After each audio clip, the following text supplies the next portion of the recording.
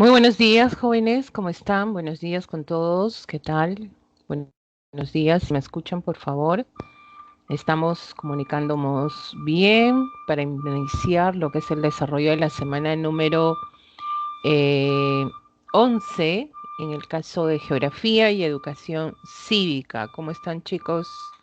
Buenos días con todos nuevamente. A ver si me pueden escuchar. No tengo comunicación con ustedes.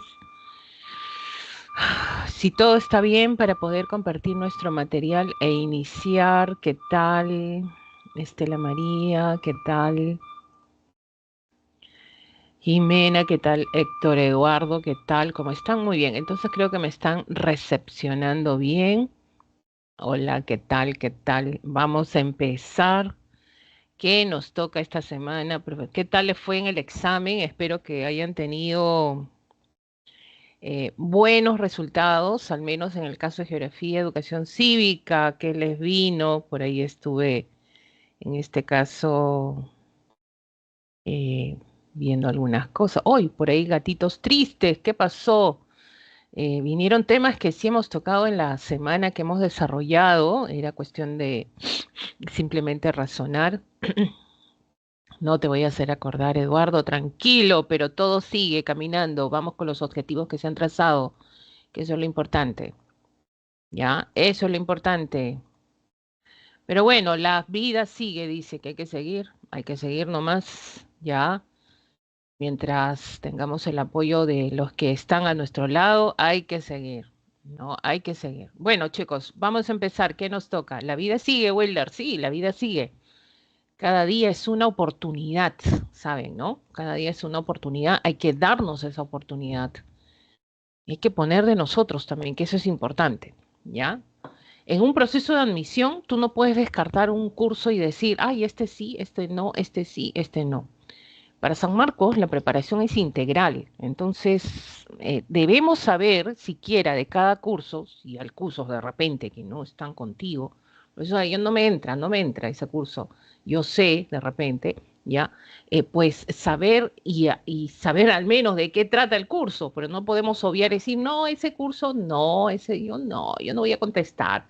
Me vienen cuatro preguntas. Imagínate que supieras el tema de esa pregunta que te viene, es sumar puntos para ti y descartas a mucha gente atrás, ¿ya? Entonces, a tener en cuenta eso para poder seguir, sobre todo en esta carrera llamada, pues, ingresar a San Marcos, que muchos de ustedes se han propuesto. Bueno, vamos a empezar entonces, sin más preámbulo, antes que nos gane en este caso el tiempo, que vamos a ver en esta oportunidad. Nos toca desarrollar. Ah, ¿se está compartiendo el material, por favor, chicos? Sí se está compartiendo, espero que sí. Sí, profesora. Ok, muchas gracias por tu respuesta. Vamos entonces, el tema que nos toca a desarrollar en el caso de geografía, lo vamos a hacer así, más rápido, porque en el caso de cívica hay un tema que tenemos que tocar bien también, ¿ya? Vamos a las 11 ecorregiones y 8 regiones naturales. Profesora, ¿por qué tenemos dos clasificaciones? La más antigua es la que se conoce de las 8 regiones naturales, donde la clasificación es a través de un tipo, sobre todo transversal. Hablamos de la posición altitudinal, quiere decir que Javier Pulgar Vidal, que es el artífice, el autor de todas estas clasificaciones de 8 regiones naturales, este de la década de los 70, propuso que en el Perú no solo existe costa, sierra y selva, ¿no? Existen sobre todo diferentes regiones con diferentes temáticas en clima, en paisaje, en suelo, en agua, donde había que clasificarlos y determinarlos por la presencia en la cordillera de los Andes. Es por eso que hablamos de una condición transversal. Pero las 11 ecorregiones ya no es lo mismo. ¿Ya? Las 11 ecorregiones viene de que, profesora, tiene a asemejarse un poco a lo que hemos visto a los biomas. Es así, algo así como la interrelación de comunidades de plantas y animales, condición de clima, flora, fauna, ¿no? Eso es una ecorregión, pero en un espacio más pequeño, ¿ya? Un espacio más pequeño. En cambio, un bioma es más grande, tiende a ser más grande, ¿no? Incluso un bioma puede albergar ecorregiones. Por ejemplo, el bosque tropical. El bosque tropical o la selva ecuatorial es el bioma más complejo, en uno de los más susceptibles también a lo que es el cambio climático, pero dentro del bosque tropical, por ejemplo, a expensas tenemos muy cerca una sabana, o sea, podemos encontrar una ecorregión conocida como sabana, ¿no? Podemos encontrar otra ecorregión denominada como selva alta, ¿no? Entonces un bioma tiende a ser más grande, porque los biomas simplemente son comunidades de plantas y animales, ¿no? En cambio, la ecorregión también es comunidades, plantas, animales, acá interviene la interrelación de estos dos elementos, pero también es un espacio más pequeño, ¿ya? Es más local, es más regional, ¿no? A eso vamos a partir esas diferencias a partir de ahora, ¿ya? Para poder entender. Entonces, son 11 ecorregiones planteadas por Antonio Bragg Egg. Entonces, este ecólogo importante ya clasifica estas 11 ecorregiones. Profesora, ¿las clasifica por primera vez? No, no las clasifica por primera vez. Lo que pasa es que eh, ya existen estas ecorregiones mundiales y él dice, no solo son 8, tenemos muchos más. Las condiciones de flora y fauna son distintas. Por más que tú estés en una región natural, pues existen más espacios distintos a otros, ¿no? Entonces él comienza a clasificarlos y es por eso que establece estas 11 ecorregiones. Muy bien, vamos entonces a partir de acá, vamos a definir lo que es el ecosistema, porque hablamos de sistemas importantes de la unidad básica de la ecología. No olvidemos que está conformado por organismos dentro del ecosistema cuando nosotros definimos organismos que viven en esa área determinada, o medio físico, lo que se conoce como inerte, ¿no? Donde interactúan pues estas entidades conocidas por plantas, animales y también microorganismos, ¿no? Entonces hablamos de esa interrelación plantas, animales, microorganismos en una área determinada, ¿no? En una superficie física o inerte. Por ejemplo, ecosistemas de bofedales, lomas, sabanas, bosques, en este caso, ¿no? Son presencias donde vamos a encontrar interacción de flora, fauna, ¿no? En un espacio determinado. Nuestro país ha sido reconocido como uno de los 17 países más megadiversos, ni siquiera biodiversidad, sino megadiversos. O sea, posee más número de especies, profesora, sí, a eso se refiere, ¿no? Hay una gran variedad y sin fin, tanto de flora como de fauna, ¿ya? Por poseer el 70% de la biodiversidad del planeta, así como lo es Indonesia, así como lo es Brasil, así como lo es Colombia, parte de Ecuador. Nosotros también estamos dentro de ese ranking. Algunos ponen pues que estamos en el ranking 12, otros ponen que estamos en el ranking, en este caso 9, ¿no? Pero ya podemos establecer que nuestra posición o nuestra información es que somos uno de los países más mega diversos del planeta, ¿ya? Entonces tenemos esa gran variedad, sobre todo de recursos. Ahora, el Ministerio del Ambiente, a través de su Viceministerio de Desarrollo Estratégico de los Recursos Naturales, es aquel responsable que gestiona los ecosistemas del país, ¿ya? Profesora, ¿cómo que los gestiona? Los ve, los cuida, los clasifica y hay organismos que los protegen incluso. Priorizando los ecosistemas frágiles, profesora, ¿qué son frágiles? Propensos a desaparecer. Aquellos que en cualquier momento pueden simplemente desaparecer. El caso de los bosques tropicales. Ustedes saben que esto es uno de los ecosistemas que más se va a cuidar por esto del cambio climático, ¿ya? Los bosques estacionalmente secos, los desiertos, entre otros, son parte de esta situación importante, ¿ya? Bueno, a partir de acá vamos a definir qué cosa es una ecorregión, qué cosa es, acá tienen a Antonio Bragg, el artífice de todo esto, pues es una área geográfica, menciona acá, en la cual se caracteriza por contar con similares condiciones climáticas, edáficas, hidrológicas, florísticas, faunísticas. O sea, un área geográfica, ¿no? Donde dentro de esta área geográfica que vamos a tener similares, ¿ya? Similares condiciones de qué? En primer lugar, el clima, ¿no? Gracias al clima, nosotros podemos saber, ¿no? ¿Qué tipo de vegetación es la que predomina? Sabemos que cuando hablamos del clima, el factor agua es muy importante. ¿Qué quiere decir el factor agua? Es la pluviosidad. también está la temperatura. Entonces, estos dos elementos son importantísimos cuando hablamos para establecer, pues, de acuerdo al clima, qué vegetación va a predominar en esta superficie, ¿ya? En esta superficie. Y toda flora acarrea, ¿verdad? Todo lo que es flora acarrea un tipo de fauna. Entonces, similares condiciones de clima, similares condiciones de suelo, ¿no? Edáficas, a eso se refiere edáficas, florísticas, faunísticas, hidrológicas, ¿no? Donde los diferentes factores actúan en estrecha interdependencia. Quiere decir que uno genera la dependencia del otro y la interdependencia uno con otro. Y esto se hace en un espacio regional, ¿ya? En un espacio regional o local, ¿no? Es como un ecosistema, pero en un espacio pequeño. Es la interrelación que hay de plantas, animales, en un espacio más pequeño, ¿no? Regional y local. Y acá el factor indicativo parte de lo que es el clima para establecer qué tipo de flora, qué tipo de fauna va a determinarse en este espacio sobre todo, ¿ya? ¿Cuáles son estas 11 ecorregiones, chicos? Yo sé que es el trauma psicológico de muchos. Profesora, me tengo que aprender las 11 ecorregiones. Bueno, al menos de establecer cuáles son estas 11 ecorregiones para nosotros orientarnos y decir, bueno, yo sé que esta ecorregión está ubicado en este sector y en este sector del Perú, esto es la costa, esto es la sierra y esto es la selva. Al menos eso, ¿ya? Porque Antonio Brac no solamente establece clasificar ecorregiones continentales, o sea, en el continente, también lo hace establecer, clasificar en la zona del mar. Profesora, entonces tenemos ecorregiones marítimas, claro que sí, y lo diferencia, ¿no? Uno es el mar frío, ¿no? El mar frío de la corriente peruana. Otro es el mar tropical, ¿no? Profesora, nosotros ya sabemos que existe pues un mar más cálido en la zona norte del país.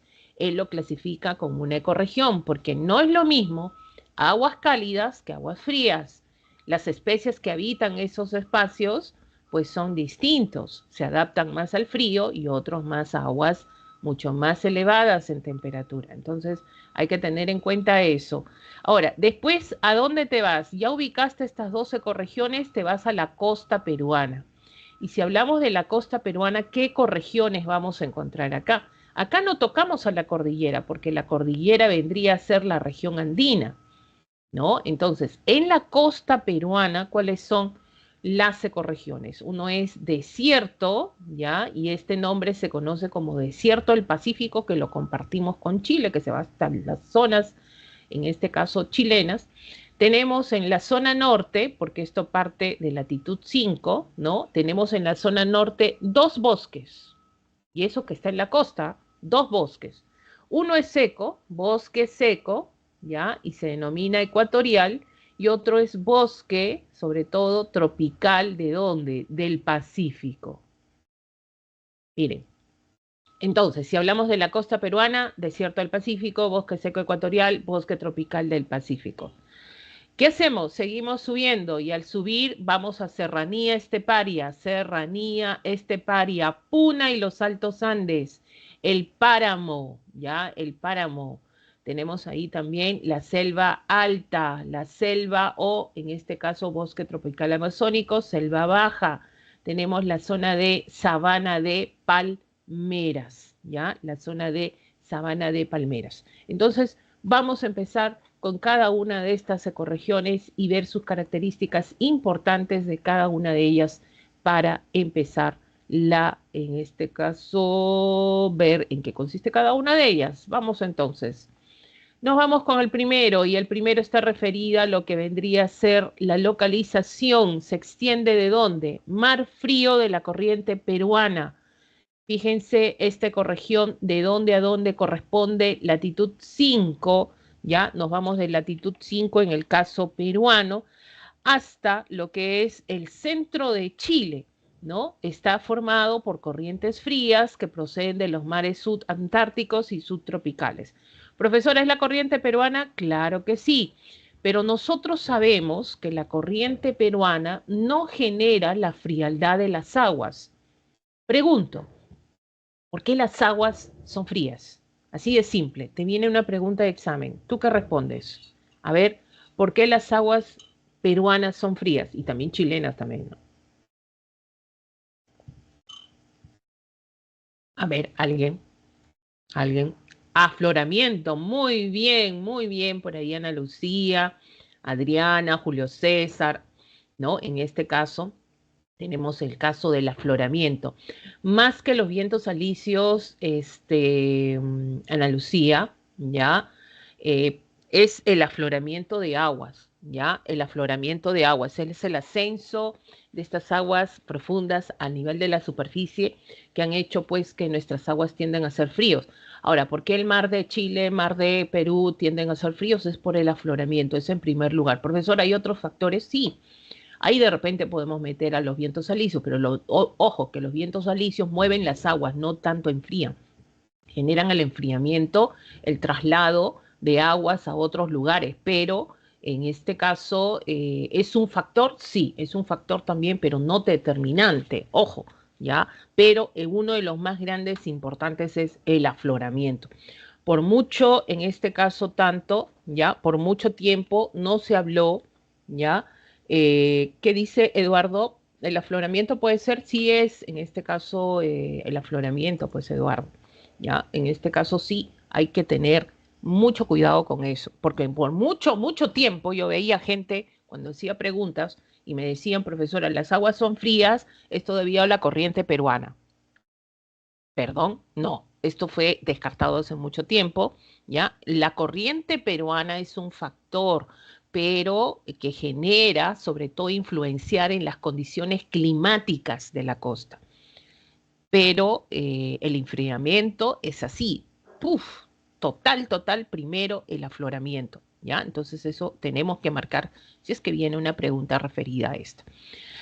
Entonces, nosotros sabemos que este mar frío, ¿no? Habitan sobre todo especies que se van a adaptar a estas temperaturas bajas. Estamos hablando de 14 grados, estamos hablando de 17 grados, porque no te olvides que hay costa centro y hay costa centro, en este caso la costa sur. Entonces, son posiciones distintas. Sabemos que cuando más al sur nos vamos, ¿qué sucede con las temperaturas? Tienden a enfriarse más, ¿no? Y acá hay otros factores también, ¿no? Habla la parte latitudinal también. Nos vamos a la zona sur, eso es más frío. Ahora, vamos a ver en este caso, ya el afloramiento es un elemento importante que genera la frialdad de las aguas, pero ¿qué especies justamente en esta ecorregión están generando habitarlas, ¿no? Se están adaptando a las aguas frías. Tenemos en primer lugar el fitoplancton, especies orgánicas, bueno, estamos hablando microorgánicas, vegetales, una gran variedad de algas, por eso hablamos de flora, una gran cantidad de algas que se propician en este mar frío. Y especies sobre todo como la anchoveta, el pejerrey, el bonito, el jurel, el atún. Ojo, que existe la especie de atún tanto de agua fría como de agua cálida, ¿ya? Pero en el caso del mar frío, la corriente peruana es específicamente de este mar frío. También una variedad, sobre todo, que tenemos de lobos marinos, crustáceos, delfines, en este caso, los delfines, profesor, ahí en este sector, sí, ¿no? Tenemos ahí la presencia de delfines. Los delfines de la zona centro-sur, desde el mar frío, tienen este color grisáceo. En cambio, los del norte, hay delfines también en la zona norte, son de otros colores ya, tenemos ahí con manchitas blancas, por ejemplo, ¿no? Un color más azulado. Es la diferencia también que se tiene con ellos, que se adaptan a otro tipo de aguas, ¿no? Las aves, como el guanay, el piquero, el pelícano, ¿no? El pingüino de Humboldt, la gaviota, ¿qué representan? Profesora, ¿cuántas especies de peces encontramos en esta zona del mar frío? Hay 600 especies, ¿ya? Hablamos de un promedio de 600 especies y variedades importantes, por ejemplo, de los cuales hace que esta zona es considerado nuestro mar frío uno de los mares más ricos en el mundo, ¿no? Por esa gran variedad que se tiene, sobre todo. Vamos al mar tropical y el mar tropical de dónde a dónde corresponde. Vamos al mapa que es importante. Está en la costa norte del país. Profesora, ¿solo nosotros tenemos mar tropical? No, esto se desplaza hasta la zona de Baja California, esto está hasta México. O sea, quiere decir que Ecuador, Colombia, Panamá, los países centroamericanos tienen esta ecorregión, lo tienen, ¿ya? Y hablamos de una temperatura de 19 a 23 grados en el caso de invierno y en el caso de verano hasta 23 grados. Y sabemos que esto es influenciado por corrientes, ¿no? Corrientes sobre todo marinas de posición o temperatura cálida. Vamos entonces, la localización, la flora. ¿Qué floras vamos a encontrar? Fíjense, algas, también hay presencia de aguas cálidas, manglares en la desembocadura de los ríos Arumilla, Tumbes, Piura y Chira. Ojo con esto, ¿ya? Ojo con esto. Y te voy a poner esto sobre todo para que podamos recordar un poquito más. Miren, este es un ecosistema denominado, a ver lo que estoy señalando, ¿cómo se llama este ecosistema? Miren, estos arbolitos tienen las raíces externas justamente porque se forman en estas aguas sulfurosas. Hablamos de la confluencia de agua dulce y agua salada, ¿no? Y justo se genera en la desembocadura de los ríos Arumilla, Tumblas. Muy bien, Stephanie, Héctor Eduardo, Anthony, Jorge, estamos hablando del manglar, ¿ya? Pero este es el manglar, pero ¿dónde crece el manglar? ¿En qué ecosistema? ¿En qué ecosistema está creciendo un manglar? Estamos hablando de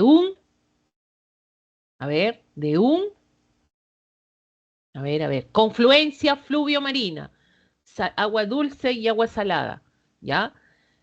Donde existen y crecen manglares a la orilla de los ríos, en la zona norte del Perú. Yo sé que, ¿por qué se llaman manglares, profesor? Porque crece manglar, pues, ¿no? Pero justamente ese espacio tiene un nombre específico y lo vimos cuando establecemos los relieves. A ver, ¿cómo se llama este ecosistema, ¿no? Donde crecen manglares. A ver, te doy una pista. Empieza con E. ¿Ya? Sigue la S. A ver, por ahí ya lo sacaron, creo. ¿Nadie? Oh, el estero. Muy bien, claro. Eso es profesora, es un ecosistema, claro, el estero. Muy bien, Isaí. Estamos hablando de los esteros. ¿Ya? En los esteros crece el manglar.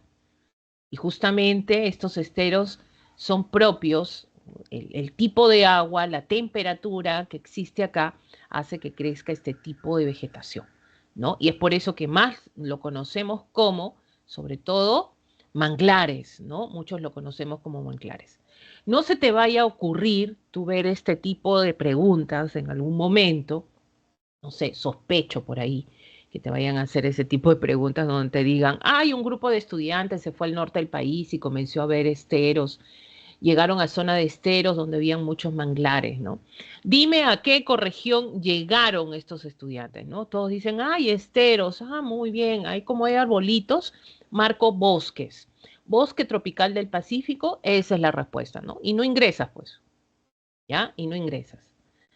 Obvio, chicos, por favor, ¿ya? Vamos a ver que la zona donde hay esteros, hablamos de esteros, manglares, ojo, formación de manglares corresponde al mar tropical, ¿ya? Al mar tropical, hay este tipo de vegetación propia, no te olvides, ¿ya? Que sea algo que se te quede para ti, sobre todo. Entonces, vamos a hablar. Algas, manglares, esto es lo más importante que hay que, en este caso, resaltar a orillas de estos ríos, Arumilla, Tumbes, Piura y Chira, ¿ya? Y en el caso de la fauna, hay una fauna oceánica, porque estamos en el mar tropical, ahí están los peces que se han adaptado a estas aguas de temperaturas altas, el pez espada, el merlín, el barrilete, el dorado, el atún, las tortugas, las ballenas jorobadas y el delfín. Tienes la zona de los manglares, ojo, ya que ¿qué encontramos en la zona de los manglares? Pues bueno, cangrejos, rojos, langostinos, conchas negras, almejas, caracoles, el cocodrilo americano, el oso manglero, ave fragata. Bueno, el cocodrilo americano y el oso manglero que ya entraron en proceso de extinción también. Y en zonas rocosas, las langostas y cangrejos también, que encontramos este tipo de especies, sobre todo en esta zona del mar tropical, ¿ya? El mar tropical. Muy bien, vámonos entonces, profesora. Estos son las 12 ecorregiones marinas y ahora nos vamos a la costa. Y en el caso de la costa, ¿qué nos toca desarrollar? Pues entramos a lo que es a la zona continental, el desierto del Pacífico, ¿ya? El desierto del Pacífico. Comprende de latitud 5, profesora, entonces aproximación entre lo que vendría a ser la parte de la Libertad, un poco de Piura, no, esto es más Piura, ¿ya? Latitud 5, hasta latitud 27, este es al norte de Chile. Quiere decir que Chile también presenta desierto del Pacífico. Muy bien, y vamos a ver sobre todo hasta dónde comprende este desierto del Pacífico, como está colindando con la cordillera occidental, entonces comprende hasta los 1000 metros sobre el nivel del mar, ¿ya? Entonces en extensión correspondería hasta 1000 metros sobre el nivel del mar. Bueno, ¿qué encontramos en el desierto? En el desierto vamos a encontrar ciertas ondulaciones a lo que nosotros conocemos como estribaciones andinas, cerritos, zonas escarpadas en los sectores centrales y sur del país, ¿no? Hay zonas en este caso por la presencia de estos cerritos, muchas piedras, zonas secas, ¿no? A eso se refiere. Hay afluencia de rocas, ¿no? A eso se refiere, ¿no? Y el clima, ¿cuál es el clima que tiene el desierto del Pacífico? Es un desierto, chicos. Acá no hay clima pues templado, ¿ya? Jamás, espero que nunca marques eso. Acá no hay clima templado. Como es un desierto y sabes que la corriente peruana está influenciando en el clima en este sector, pues somos no somos cálidos. O sea, esto no existe, profesora, somos cálidos, no, ni siquiera cálidos. Somos semi cálido, muy seco. ¿Qué significa? Que las precipitaciones son escasas, solo lloviznas, garúas, nada más. Eso significa, ¿ya? O desértico, también te puede venir esto es correcto. O árido, subtropical, ¿ya? Árido, subtropical. Eso quiere decir que las precipitaciones no hay, escasean, ¿no? Con neblinas invernales. Bueno, los que están en Lima, por ejemplo, saben lo que es eso, ¿ya? O los que están en la zona costanera, en las zonas costaneras de estos departamentos, La Libertad, Ancash, Lima, Ica, parte de Arequipa, ¿no?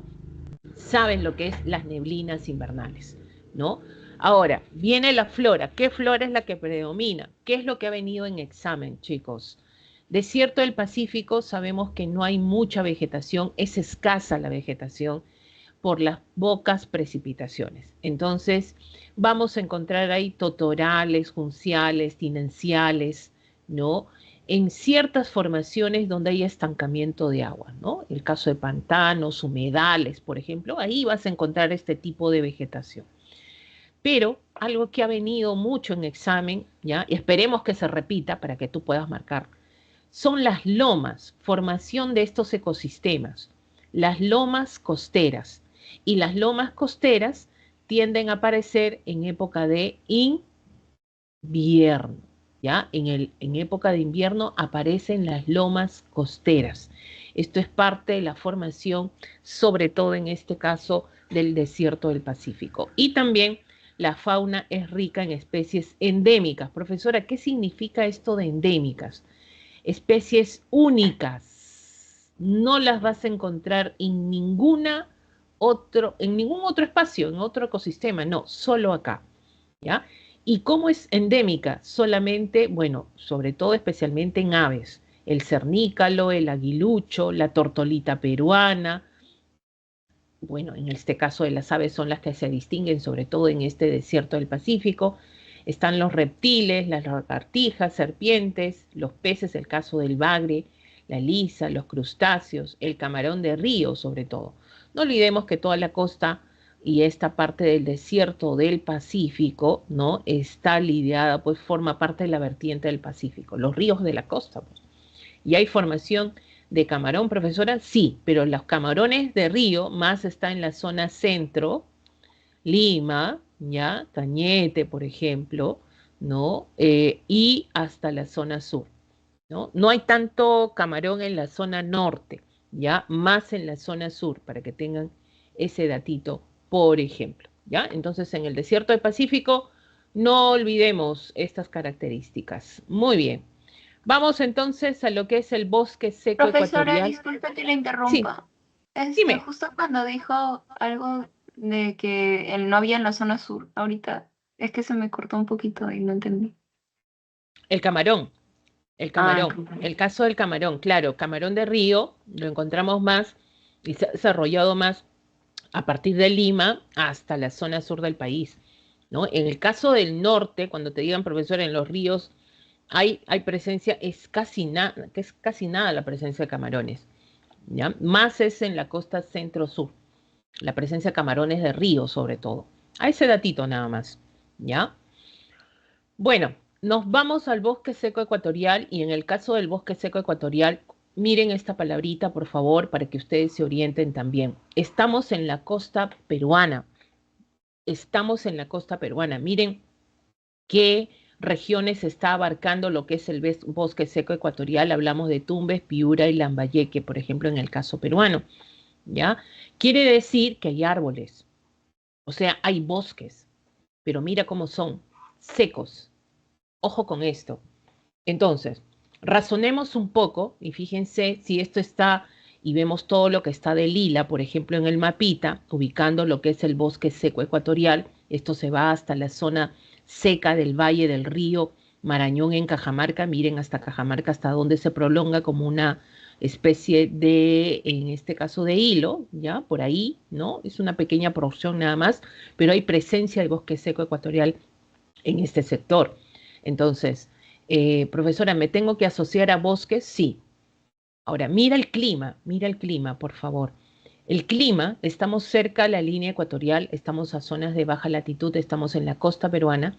El clima es tropical, hace calor, pero es seco. Tropical, cálido, seco. ¿Qué he dicho cuando dicen seco? ¿Qué hemos dicho? O sea, es tropical, ¿ah? O sea, profesora, ¿qué significa? Hay humedad, hay temperaturas altas, hay lluvias, ¿no? Pero dice seco, profesora. Es verdad, cuando te dice seco, quiere decir, por ser tropical hay lluvias, hace calor, hay mucho calor en la costa norte, pero las lluvias no son todo el año. Las lluvias, ¿cómo son? Estacionales.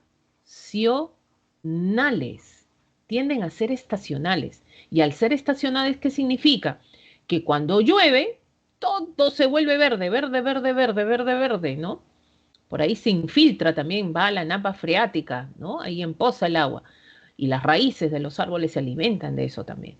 Pero cuando no llueve, desaparece la vegetación baja, o sea, desaparece la vegetación que está en el suelo, la vegetación baja. Todo se vuelve seco y solamente quedan los árboles. Y es por eso que habla de bosque seco ecuatorial. ¿Ya? Bosque seco ecuatorial. Entonces, miren, si alguna vez te hacen esta pregunta tan difícil como es ¿cuál es el clima del bosque seco ecuatorial? Tropical, porque está en la zona norte. Bosque ecuatorial, sácalo por Ecuador. Ecuatorial, esto es tropical, hace calor, pero seco. Y mira que se repite de bosque seco. Entonces, a partir de ahí, ¿tú qué dices? Profesora, la vegetación arbórea es la que predomina, claro, pero no tanto la vegetación baja. Así es, que desaparece con la falta de lluvia.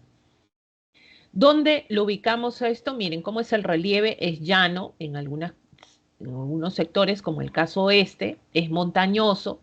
Ahí tenemos la presencia de los cerros de Amotape. Estos cerros de Amotape que se formaron en la era paleozoica, por ejemplo, ¿no? Forman parte de la cordillera costanera, ¿no? Sabemos eso, ¿no? Y está, sobre todo en este caso, presente en este sector norte. Algo que ha venido en pregunta de examen, profesora, en la pre acerca del bosque seco ecuatorial es la vegetación. Como son bosques, ha venido mucho, por ejemplo, te han puesto el guayacán, el porotillo, el guaitaco, por ejemplo, que tú puedes observar acá, ¿ya? Pero, a ver, acá se me ha corrido. Se me corrió. ¿Qué pasa? Te viene siempre el algarrobo. ¿Ya? Es la vegetación representativa de esta ecorregión. El ceibo, el algarrobo, el guayacán, profesora, también se utilizan para, bueno, la población lo utiliza para uso, en este caso, doméstico, uso para construcción de algunas edificaciones, etcétera, ¿no? Pero el algarrobo es el que representa también y se puede sacar, porque siempre te van a poner ahí también el algarrobo cuando te pongan ejemplos acerca del bosque seco ecuatorial. Ahora, la fauna, ¿no? En este bosque, ¿qué tipo de fauna es la que habita?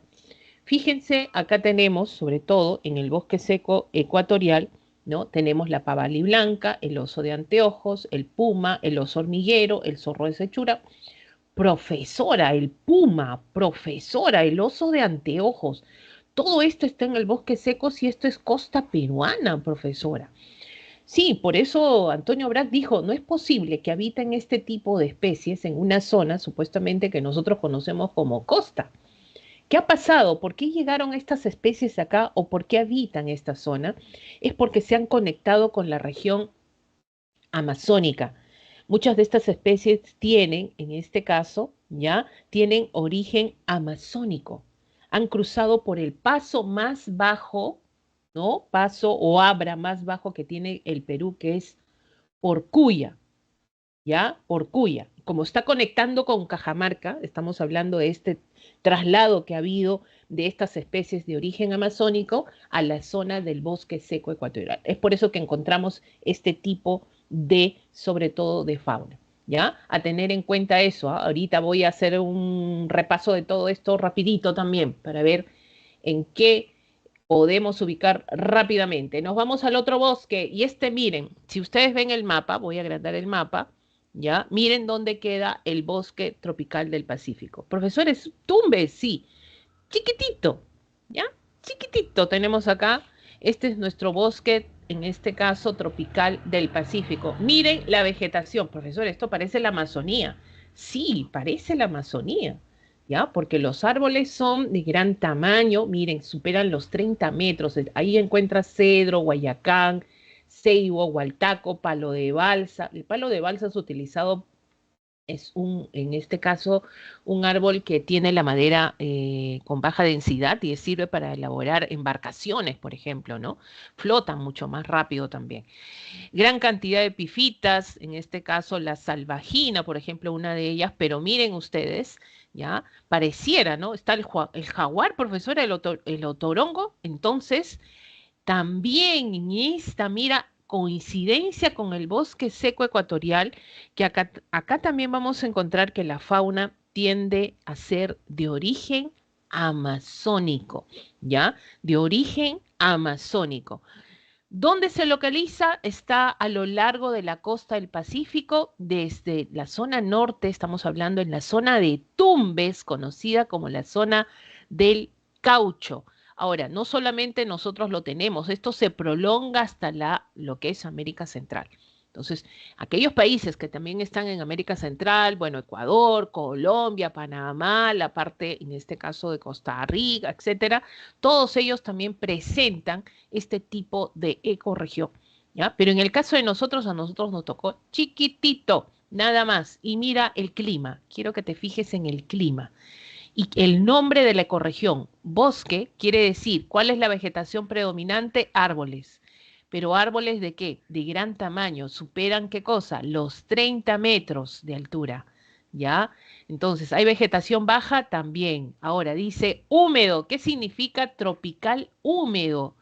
Acá no dice seco, ¿qué significa? Que llueve siempre. Y como hay lluvia perenne, siempre, constante, la vegetación es más alta, la vegetación es presente siempre, ¿no? Entonces, a tener en cuenta, mira, tú con el clima puedes sacar qué tipo de vegetación existe en una zona. A ti te dicen seco, entonces dicen, ay, no, hay escasa vegetación, entonces la vegetación tiende a escasear. Te dicen húmedo, por ejemplo, ya te están diciendo que en esta zona hay mucha lluvia, ¿no? Entonces te dicen muy húmedo, ¿qué significa? Oh, profesora, llueve constante, oh, no para de llover, así es, ¿no? Entonces, fíjense cuál es la característica, sobre todo, que se presenta acá, ¿no? La selva alta, por ejemplo, es la región más lluviosa del Perú y dice muy húmedo su clima, semicálido, muy húmedo, ¿no? Tiene esa característica, ¿ya? Entonces, a poder acá generar, sobre todo, esa relación.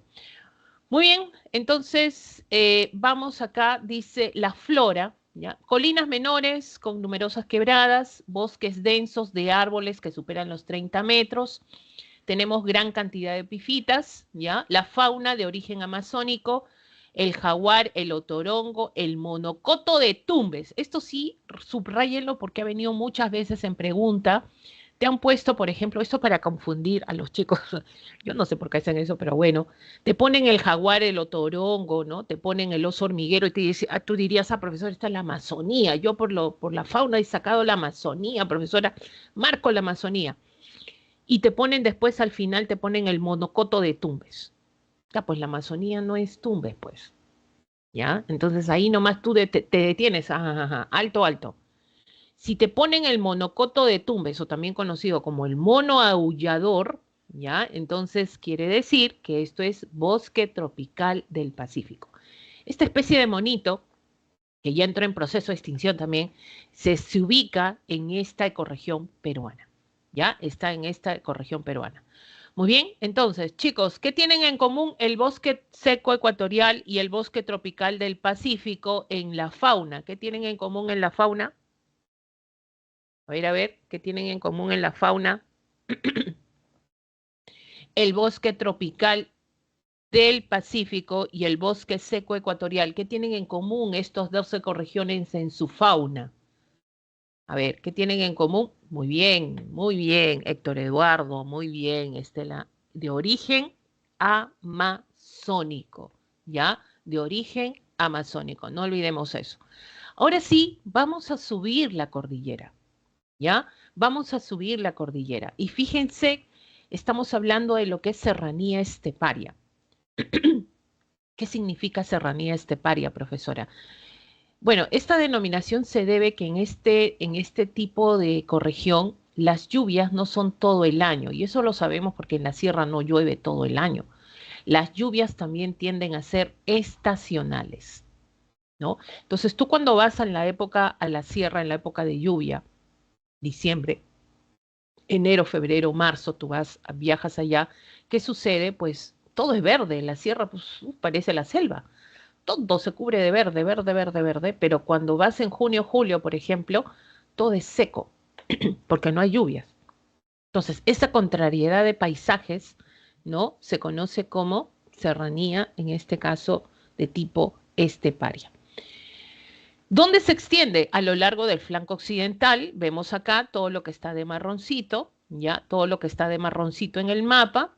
Estamos hablando de lo que vendría a corresponder a ser desde el departamento de la Libertad hasta lo que vendría a ser la zona de Tacna de 1000 hasta los 3800 hasta 4000 metros sobre el nivel del mar. ¿Qué quiere decir esto? Si hablamos de serranía, acá ya está, ¿quién se ubica? La cordillera de los Andes. Parte de 1000, ¿ya? ¿Hasta cuánto? Estamos hablando de 3800, ¿no? Hasta 4000 en algunos espacios. Ahora, la serranía esteparia tiene, miren, dos tipos de clima, templado subhúmedo, ¿ya? Y frío. Entonces, profesora, ¿yo cómo ubico eso, profesora? Chicos, eso es fácil, porque miren, ¿dónde será templado subhúmedo? ¿En las partes altas o en las partes bajas? Tú te das cuenta, ¿no? Sabemos que cuando subimos la cordillera hay elementos del clima que disminuyen y aumentan. De 1000 a 3800, y miren, ponen acá hasta 3000, es un clima, o sea, en las partes más bajas es templado, ¿no? Subhúmedo, o sea, hay presencia de humedad. Y pasando los 3000, ¿cómo será? Estamos hablando de un clima frío. Pregunto, si tú ubicas un templado subhúmedo, mira la ubicación en posición altitudinal, ¿dónde habrá más vegetación? ¿En un templado subhúmedo o en un clima frío? A ver, díganme ustedes, a ver por razonamiento. ¿Dónde habrá más vegetación? ¿En un templado subhúmedo o un clima frío? Entonces ahí podemos sacar dónde hay presencia de pajonales, ichu, bofedales, ¿no? Claro, en un templado subhúmedo, pues. Ahí hay, ¿qué cosa? Ahí hay mucho más vegetación, ¿ya? Ahí tenemos más vegetación en esta zona. Por ejemplo, tenemos las gramíneas, los cactus, ¿no? Que se adaptan a, bueno, a las condiciones de la falta de agua. El guarango, muchos confunden el guarango con, esto es más en la serranía esteparia, lo confunden con el algarrobo, el molle, ¿no? El mito. Y en las partes altas, pues la vegetación es más pequeña, ¿no? Tienes gramíneas, arbustos, ¿no? Simplemente desciende la vegetación, ¿ya? Eso por la condición del clima, sobre todo. Entonces, esta es la zona de los valles estrechos, quebradas, laderas muy empinadas. Ese es el caso de serranía esteparia. Vamos a la flora. Fíjense en las partes más bajas, es más grande la vegetación. Por ejemplo, el que ves acá es el molle. Este arbolito es sagrado, utilizado por los incas, ¿no? Por mucho. Y se ha adaptado, yo veo molle hasta en la costa, ¿ah? Así es que se ha adaptado muy bien a diferentes climas, pero es propio de la serranía esteparia. Cuando ingresas a San Marcos vas a encontrar molle. El día que te da mareo, estás mala y te quieres desmayar, agarra las hojitas de molle y eso sirve para reestructurar tu sistema respiratorio. Es muy bueno, utilizado incluso de sus frutos, que son como semillitas rojas, se utiliza para hacer chicha, utilizado mucho en la época incaica, ¿no? El famoso molle, el guarango, los cactus, la parte media tenemos la bromelia, la flor de la cantuta, que es la flor representativa, ¿no? Del Perú, y en las partes altas que están las gramíneas, el chocho o tarwi, ¿no? Espero que estén consumiendo esto, chicos, que es alto en nutrientes para ustedes también, ¿ya? Vamos acá, entonces, la fauna, ¿no? ¿Qué se adapta acá? El aguilucho, tienes el cernícalo, el puma. El puma, sobre todo, no es a pensar que es ese puma, pues, profesora, que está de la Amazonía. No, este es el puma andino, ¿ya? Este es el famoso puma andino, el cóndor andino, ya está sobrevolando estas zonas. La paloma torcaza, el venado gris de cola blanca, tienes ahí los guanacos, las vizcachas que habitan esta ecorregión. Subimos la cordillera y al subir la cordillera, abajo está serranía esteparia, ¿no? Y a partir de los 3800, ya para arriba, hablamos de Puna y los Altos Andes. Entonces ya el clima, desde a partir de acá, estamos hablando de un clima gélido, ya pasando, en este caso, los 5000, un clima gélido. Profesora, pero tenemos ahí, en este caso, un clima frío gélido. ¿Ya? Muy frío, gélido. Ahora, vamos a tener acá, por ejemplo, en esta ecorregión, sabemos que también se comparte por el caso de Chile, tiene también cordilleras, zonas altas, va de Chile, Argentina, por ejemplo, hablamos de zonas de mesetas, zonas onduladas, zonas muy escarpadas, suelos pantanosos en los bofedales. Profesora, ¿qué son los bofedales? Los bofedales son zonas donde emerge o infiltra el agua. No sé si alguna vez has ido a zonas altoandinas y vas a ver que esto se forma por las lluvias, ¿ya? Puede formarse por las lluvias los bofedales, que hay charcos, charcos, charcos, charcos, charcos de agua, ¿ya? Que algunos lo confunden, ay, mira, una lagunita, no, esos son bofedales, ¿no? O por infiltración, el agua tiende a subir, emerger y forman estas especies de emposamiento de agua que alrededor crece vegetación, pues, ¿no? En las zonas altoandinas. Estos son los llamados bofedales, ¿ya? La flora, entonces, ¿qué flora tenemos en las zonas de Puna y los Altos Andes? Pues bueno, es una zona ya donde hace frío. Ya no hay pues árboles, bosques, no tenemos acá. Tenemos pajonales, gramíneas, ya, bofedales, bosques de quinoales, rodales y sobre todo, esta es la flora representativa en esta zona que es la Puya Raimondi o rodales de Titanca. Miren, esta titanca que solamente, bueno, es de climas, hablan de climas fríos. Miren, esta persona debe medir cuánto, unos 60, 70. Miren cuánto llega a medir una titanca, ¿no? Estamos hablando de 12 metros de altura en algunos casos y florece una sola vez en la vida, ¿ya? Una vez que florece, muere, ahí termina, ¿no? Entonces genera la inflorescencia más grande del mundo, ¿no? Una de las, justamente de las floras más características de esa zona. Miren la yareta, ¿cómo es la yareta? Y esto por ser zonas altoandinas, zonas altas, donde hay frío, es como una vegetación que se apiña a las piedras, al suelo, a la tierra, ¿no? Y crece así como una especie de alfombrita, ¿no? Esas son las yaretas. Ahí tienes los suris, no vayan a pensar que los suris pues son, ay, profesor, esos gusanitos que como en la Amazonía, no. Esto es ñandúes o la, en este caso el ñandú o también la avestruz andina, algunos lo conocen. El suri o ñandú, ¿ya? También encontramos vizcachas, camélidos y las pariguanas. Como es zona de la Puna, en la Puna hay muchas lagunas. Y en las lagunas están las llamadas pariguanas. Estas pariguanas emigran, pues son las que vuelan y llegan a la costa, por ejemplo, ¿no? Y tenemos ahí la característica de las pariguanas es las patitas largas que tienen. Los patos, las tarucas, los cóndores. El cóndor está sobrevolando. Miren, viene de la serranía esteparia, pero su hábitat está acá, en las zonas altoandinas sobre todo. No olvidemos que los cóndores a veces por buscar comida llegan hasta la costa, ¿eh? Llegan hasta la costa sobre todo. La vizcacha, chicos, está en proceso de extinción, ya no hay muchas vizcachas, ya están desapareciendo, dicen por esta, en este caso, ecorregión, ¿ya? Nos vamos entonces, ahora sí, el páramo. Profesora, miren dónde está ubicado el páramo. El páramo está entre lo que es las dos regiones de Piura y Cajamarca.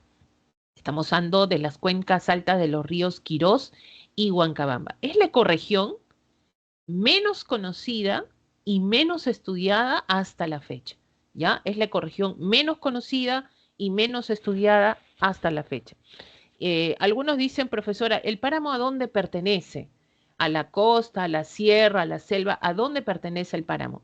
Miren, el páramo estaría ubicado, por ejemplo, en una zona alta, estamos hablando de 3.500, ¿ya? 3.500 metros sobre el nivel del mar.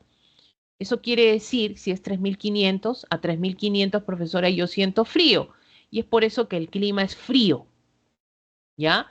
Pero es muy húmedo, nublado con altas precipitaciones. Entonces, ¿de dónde, profesora, yo voy a sentir humedad si supone que yo subo la cordillera y la humedad desciende? Entonces, a 3.500 yo voy a sentir frío, es verdad, pero húmedo, profesora, ¿por qué? Por las precipitaciones, ¿ya?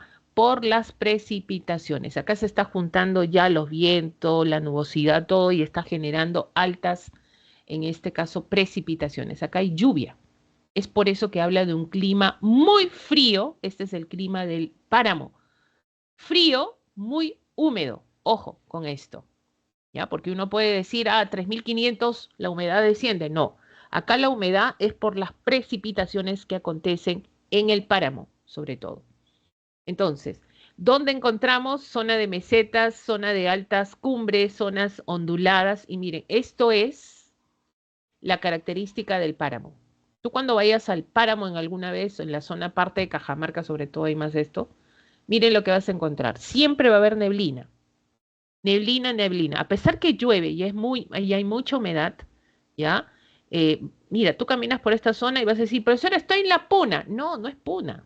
Esto no es Puna. ¿Ya? Y fíjense, no hay bosques ni siquiera. Uno debe decir, profesor, acá deberían haber bosques. No, no hay. ¿Qué retiene que no hayan bosques? La humedad. O sea, la humedad, el frío que existe acá. Entonces no hay. Miren, acá también tenemos otra imagen de páramo. Siempre cubierto de neblinas. ¿Ya? Siempre, y la vegetación no es alta, no es tan alta. Por ejemplo, esta es la zona donde vas a encontrar las orquídeas, una gran variedad de orquídeas, líquenes, musgos, helechos, o sea, no hay árboles, es talla mediana, sobre todo la flora que existe acá, ¿no? Y la fauna, vas a encontrar, esta es la especie representativa que es el tapir de montaña, ¿no? Ahí está el búho del páramo, el zorro del páramo, el oso de anteojos también, ¿y saben quién está sobrevolando acá?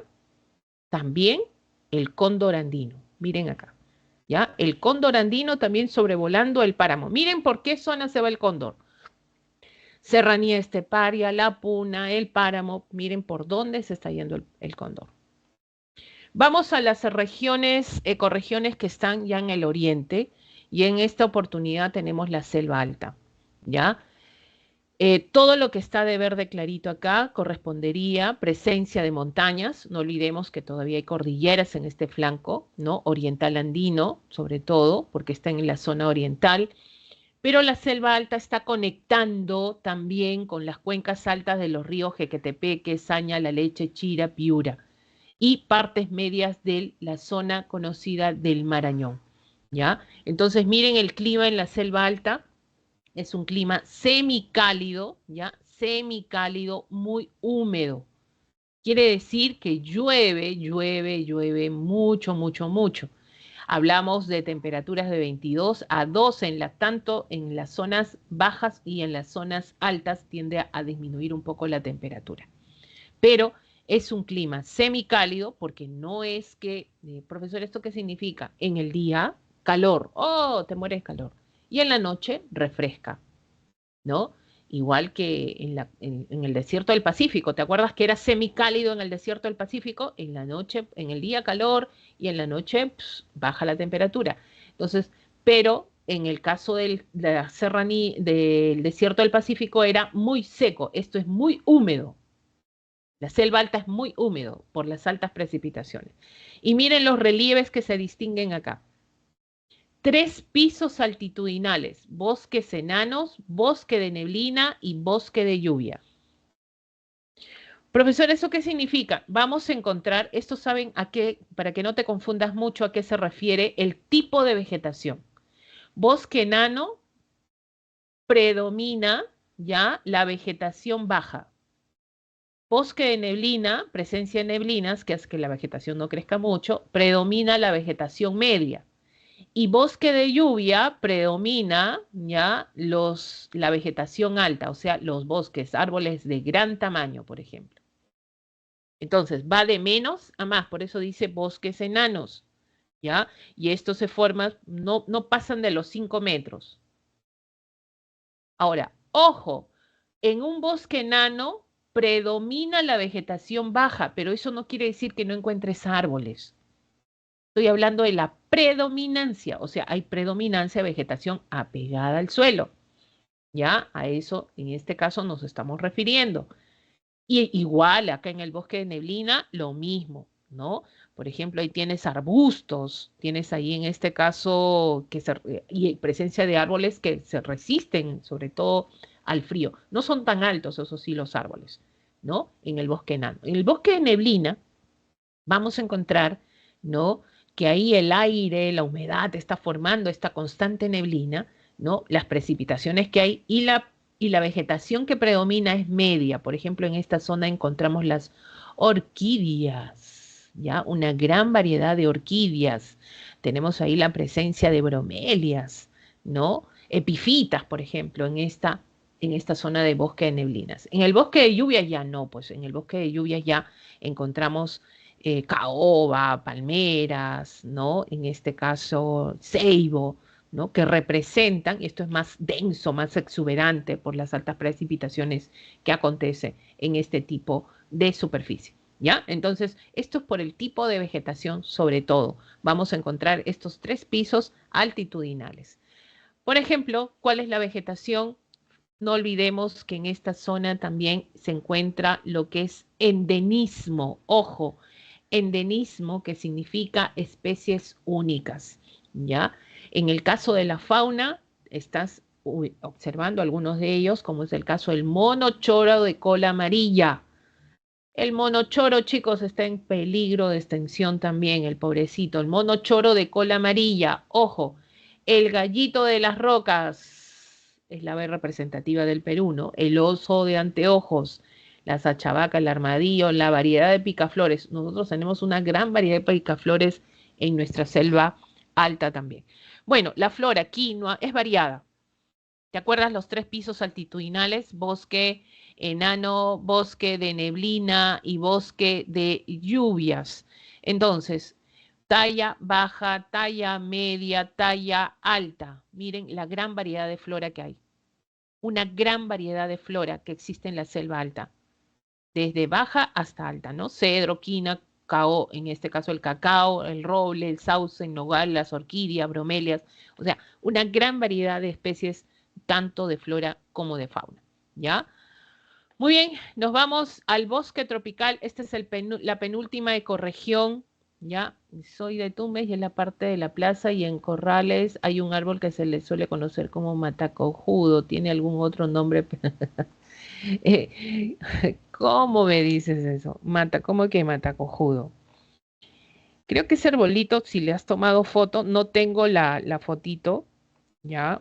De repente lo puedo ubicar más por la fotito de el arbolito.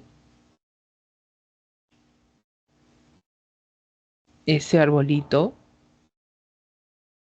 De repente ahí le saco el nombre.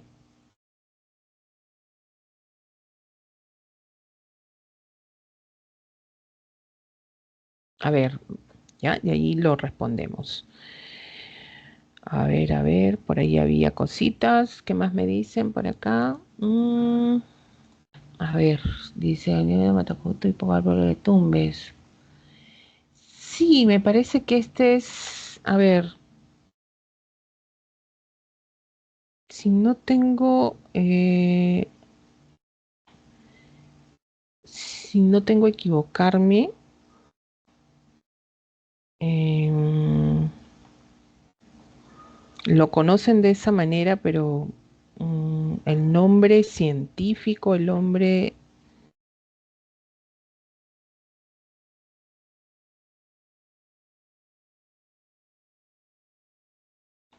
creo que eso está más asociado con... Eso si no me equivoco, es un ceibo, ¿ya? Eso es parecido al ceibo.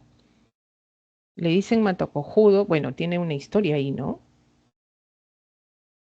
La ceiba o fétida también se le conoce. Ceibo, ceiba o fétida. Tiene ese nombre, ceibo o fétida.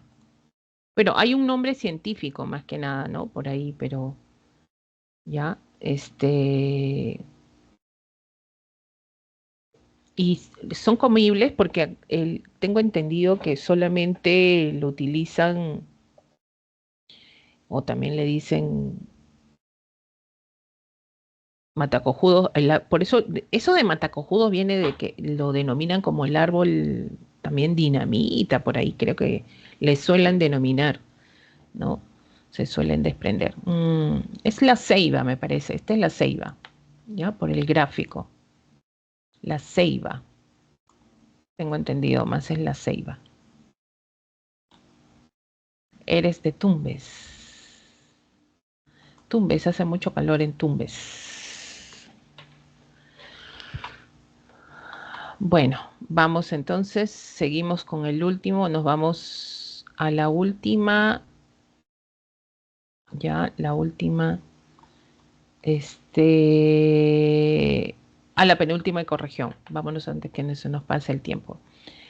Bueno, chicos, vamos entonces, dice acá, bosque tropical amazónico. Esta es la ecorregión más grande, si ustedes pueden observar acá, ya, observen acá, esto es la ecorregión más grande que tenemos. Bueno, es la más extensa y sabemos que es parte de lo que se conoce como la selva baja, ya, esto vendría a ser la selva baja y abarca pues regiones de Loreto, Ucayali, ¿no? Parte de lo que es Madre de Dios también. Una parte chiquita lo que vendría a ser Puno. Ojo que Puno no solamente es zona altoandina, hay también presencia de selva. Ahora, y tenemos acá el clima es tropical húmedo con lluvias permanentes y estación secas en la zona sur, ¿no? Hablamos esa diferencia. Pero ahí es la ecorregión con mayor presencia tanto de flora como de fauna. Predomina la llanura, las colinas inferiores a 500 metros sobre el nivel del mar. Quiere decir, ¿qué cosa es? Si es selva baja, pues zona de ríos, zona de llanura, zona de ríos meándricos, por ejemplo, ¿no? Que se presentan en esta ecorregión. Y tenemos una gran variedad, sobre todo de acá, por ejemplo, ya, de lo que vendría a ser la presencia de la flora heterogénea, bosques inundables, lupuna, los aguajes, los bosques de ladera que encontramos en esta, sobre todo en esta ecorregión. La vegetación que predomina, sobre todo, bueno, son árboles, árboles, por eso la denominación de bosques, bosque tropical, amazónico, inundables, lupuna, aguajes, bosques de ladera. Ahí están en estas zonas acuáticas la famosa Victoria regia, ¿no? El lupuna, que es uno de los árboles más grandes, sobre todo de la Amazonía, ¿no? Que se distingue, ¿ya? Este es el lupuna. Y el cetico también presente en este caso, en esta ecorregión, ¿ya? Vamos a tener, aunque la foto del cetico no es muy, una de las más representativas, es mucho más frondoso sobre todo. Vamos entonces a partir de acá también ver la fauna. Es rica, variada. Tenemos ahí estratos del bosque, el sajino, el oso hormiguero, el jaguar. Es mucho más variada. El famoso delfín rosado, que ya también está en peligro de extinción. El pobre ya no se deja ni ver. Y el perezoso, que están habitando pues los llamados bosques, ¿no? En esta zona es propiamente su hábitat. Y una ecorregión pequeña que está muy a la zona oriental, que es la parte de Madre de Dios, abarca las pampas del río Hit, esto frontera con Bolivia, ya no olvidemos esto. Hablamos de un clima sobre todo húmedo, con estación seca en invierno, temperaturas de 24 a 26 grados sobre todo. Profesor, ¿es una zona cálida? Sí. ¿Qué significa estación seca? Que en la zona de sabana de palmeras, que está en la zona de Madre de Dios, las lluvias, cuando hay lluvia, pues la vegetación tiende a ser ¿qué? Verde, amplia, ¿verdad? Pero en una zona, nosotros hemos visto sabana, bioma, ¿qué hemos visto? ¿Cuál es la vegetación predominante? Gramíneas, pastos naturales, ¿no? Entonces, esa es la vegetación predominante en una sabana. ¿Por qué? Porque las lluvias tienden a ser estacionales. En el caso de nosotros, que estamos en Madre de Dios, no hay tantos árboles. Por ahí unos que existen, pero más la presencia de palmeras, ¿no? Por eso la denominación también de sabana de palmeras. Por ejemplo, en el caso de la flora, predomina ahí, tenemos la palmera representativa, el aguaje, tenemos ahí en este caso las palmeras de aguaje, ¿no? Árboles, en algunos casos, como les dije, pero más predominan las palmeras, el huasaí y el tahuarí, ¿ya? Son los árboles que más de repente podemos encontrar en la zona de sabanas. Y predomina sobre todo las gramíneas y arbustos dispersos, ¿no? Lo mismo que conocíamos de sabana, también lo tenemos en esta zona, pero la diferencia de presencia más de palmeras en el caso peruano.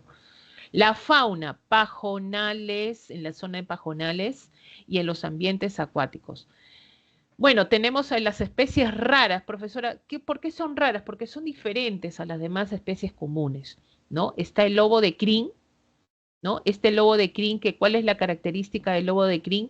Que las patitas las tiene más largas que un lobo normal.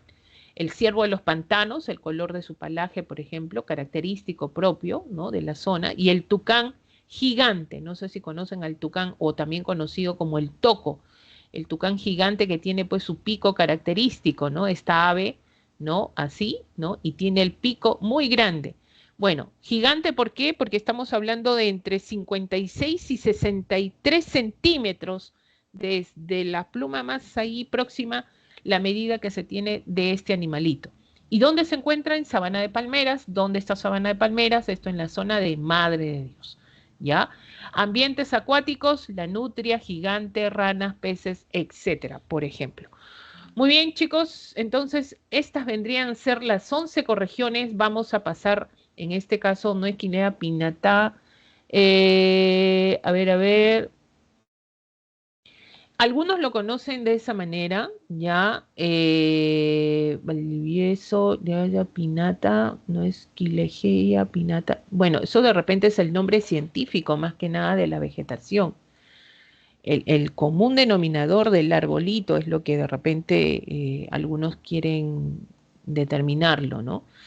Chicos, vamos entonces con la última parte. No olvidemos que hay formas de estudiar, hay formas de generar un poco, como se dice, resumir la información, ¿ya? Cuando nosotros hablamos de resumir la información, nosotros hablamos de ver cómo podemos recordar más tales datos de la información que se nos brinda o estamos estudiando acerca de las ecorregiones. Por ejemplo, en el caso de las ecorregiones podemos distinguir costa, sierra y selva, donde vamos a ver, por ejemplo, el desierto del Pacífico o la parte marítima, donde vamos a ver el mar frío, la corriente peruana, el mar tropical, desierto del Pacífico en la costa, bosque seco ecuatorial, bosque tropical del Pacífico. Entonces, tú puedes hacer una estructura distinta, tú puedes hacer un esquema distinto donde tú puedes ubicar la mayor información que te recuerde a una ecorregión.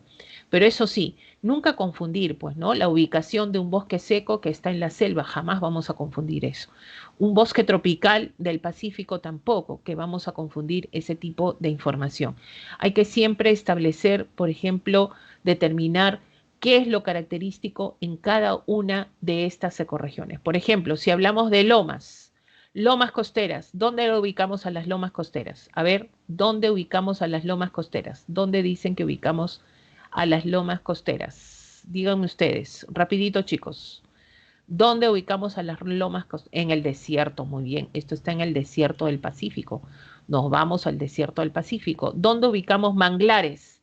¿Dónde están los manglares? Chicos, ¿dónde están los manglares? ¿Dónde ubicamos a los manglares? ¿En qué ecorregión encontramos a los manglares? ¿Dónde hay manglares? En este caso, muy bien, Patricia, estamos hablando del mar, sobre todo tropical, ¿ya? Estamos hablando del mar tropical. ¿Dónde está el mono choro de cola amarilla? ¿Ya? Esto lo mencioné hace un ratito. ¿Dónde está el mono choro de cola amarilla? ¿Dónde está el mono choro de cola amarilla? ¿No? ¿Dónde está el mono choro de cola amarilla? Nadie por ahí, nadie por allá. Muy bien, estamos hablando de la selva, ya estamos hablando de la selva y esto sobre todo de la selva alta. Chicos, ¿dónde está la puya Raimondi o la tintanca? ¿Dónde está? ¿En qué ecorregión? Creo que esto ha sido pregunta de examen en muchas ocasiones. Ojo, ¿ya? La puya Raimondi, ¿dónde encuentras la Puna? Muy bien, Puna o los Altos Andes. Encontramos acá la puya Raimondi. Tenemos, por ejemplo, el algarrobo. ¿Dónde vamos a ubicar el algarrobo? A ver, ¿dónde ubicamos al algarrobo? Chicos, ¿dónde ubicamos al algarrobo? ¿A dónde lo llevamos al algarrobo? No me digas a la selva, por favor. Muy bien, Julio César, estamos hablando del bosque seco, sobre todo del bosque seco ecuatorial, ¿ya? Y tenemos acá el monocoto de Tumbes. Obvio te he dicho, pues ahí, ¿no? El monocoto de Tumbes. ¿Dónde encontramos al monocoto de Tumbes? ¿No? A ver, ¿qué ecorregión solamente tiene la región Tumbes? A ver, muy bien. ¿Bosque seco? No, bosque seco no. El monocoto no está en el... A ver, ¿tú te imaginas un monocoto en un algarrobo? No, pues esto está en el bosque tropical del Pacífico, ¿ya? Bosque tropical del Pacífico. Y el tucán gigante, ¿dónde entrocamos al tucán gigante? ¿Dónde está el tucán gigante? ¿Dónde ubicamos al tucán gigante, chicos? Para terminar esta partecita, estamos ubicándolo en... Justamente está cerquita el tucán gigante. Muy bien, sabana de palmeras, ¿ya? Jóvenes, busquen la forma de organizar información. La forma de organizar información, de repente ustedes se conforman con lo que da la separata en el caso de la pre, pero si quieren estructurarlo de otra manera, también es una forma. Ahora sí, nos vamos a lo que vendría a ser algo ya conocido por ustedes. Hablamos esto de la diferenciación de las regiones naturales según Pulgar Vidal. ¿Por qué estamos mencionando todavía esto de las 8 regiones? Porque parece que San Marcos, a pesar que no tiene esto en su cuestionario, está generando preguntas, ¿no? Y esto para que sirva como una información para ustedes sobre todo. Entonces, acá, Pulgar Vidal habla de la condición transversal, habla de 8 regiones, en este caso, por la posición altitudinal, ¿ya? La parte altitudinal, la parte ecológica, la parte climática, la toponimia, la actividad humana que se realiza en cada una de estas regiones. Partimos de Costa Chala, que esta es la toponimia que se utiliza, el caso de Chala o maíz, o crece apiñado, sobre todo el maíz, ¿no? La región de las neblinas. La yunga marítima, hay yunga fluvial, yunga marítima, está valle cálido o mujer estéril, ¿no? Estamos hablando que es una zona, una región de valles estrechos, secos, lluvias estacionales y zona de alta presencia de frutas, cultivo de frutas sobre todo, ¿no? Sembrío de frutas. Quechua, valles templados, la mayoría de las regiones andinas, los valles interandinos se encuentran en este tipo de región, presenta la información sobre todo Javier Purgal Vidal. Suni o Jalca es alto, también se conoce cuando ya estamos en las quebradas empinadas subiendo la cordillera. Puna, Soroche, se conoce por las condiciones altas, la baja, sobre todo la presión atmosférica, la falta de oxígeno, ¿no? Genera lo que se conoce como el mal de altura, y Janca o cordillera o blanco por las precipitaciones que se dan sobre todo de nieve. Pasamos al flanco oriental y en el flanco oriental está Rupa Rupa o selva alta, ¿no? Donde tenemos lo que se conoce como ardiente, o magua o selva baja, peces de agua dulce, ¿ya? Esa es la característica sobre todo en toponimia.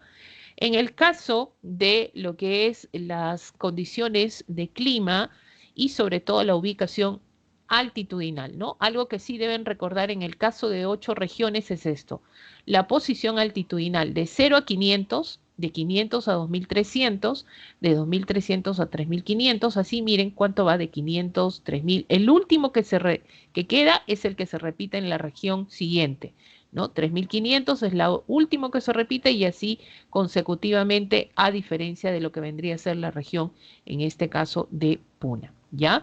Entonces, vamos con esto para poder ver, en el caso de la región Chala, tenemos de 0 a 500, diferencia dos sectores, costa norte, costa central y sur, donde vamos a encontrar un clima semitropical en la costa norte, hay más calor, y en la zona sur, central sur, que es clima subtropical árido, ¿no? Con mayor presencia de humedad, sobre todo en el ambiente.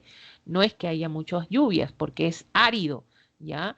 Esto de 0 a 500. De 500 a 2300 tenemos el clima cálido seco, tenemos la yunga marítima que está más al sector, la yunga marítima es el que está más al sector occidental, o sea, más a la zona del océano. Temperaturas de 20 a 27, alta insolación. Esta es la región yunga donde hay siempre presencia de luz solar durante, o la presencia de luz solar durante todo el año. Por ejemplo, el caso de Chosica, por ejemplo, encontramos acá, ¿no? ¿No? Cultivos de frutas, muchos hay, palta, chirimoya, por ejemplo, esta es la zona donde tenemos esa característica. Y la yunga fluvial está conectado más con la región amazónica, ¿no? Entonces acá hay más precipitaciones, ¿no? Las temperaturas van de 15 a 22, intermedia, en este caso, y precipitaciones de verano también. Vamos a la zona de clima templado seco, esto es en la región Quechua de 2300 a 3500, temperaturas que van de 11 a 16 grados, precipitaciones siempre son estacionales en este tipo de región. La Suni de 3500 a 4000, tenemos un clima frío seco. Fíjense que la temperatura conforme vamos subiendo va descendiendo de 7 a 10 grados, ¿no? Y justamente a partir de acá ya estamos hablando de las heladas. En este tipo de regiones ya estamos hablando de la presencia de heladas. Y tenemos la región Puna de 4000 a 4800.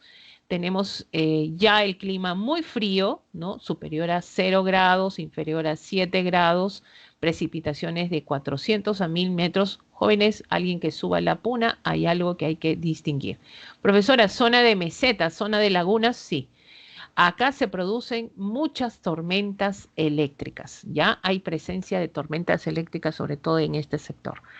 Clima glacial, bajo, aire muy seco, y esta es la zona más alta, ¿ya? Janca, cordillera, donde hay menor temperatura, menor humedad, menor presión atmosférica, el aire es muy seco, por eso habla de glacial, y las precipitaciones tienden a ser más sólidas, sobre todo en esta región.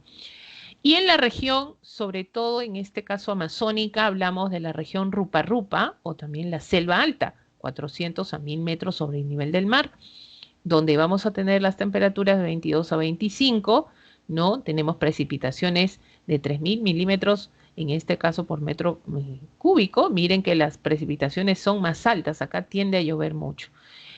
Cálido, muy húmedo, presencia acá, esto según Pulgar Vidal, porque nosotros vamos a la selva alta, hoy estamos hablando de un semicálido.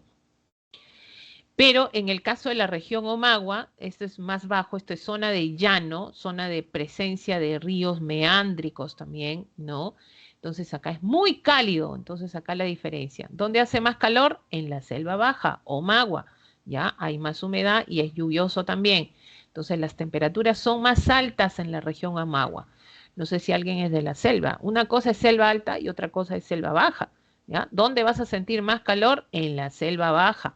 ¿Ya? Esto por la concentración de humedad que existe acá, que la humedad genera la retención de calor, ¿no? Entonces tú vas a la región, vas a la zona de Loreto, Pucallpa, por ejemplo, este sector de Ucayali, vas a sentir mucho calor. A diferencia de la selva alta, ¿ya?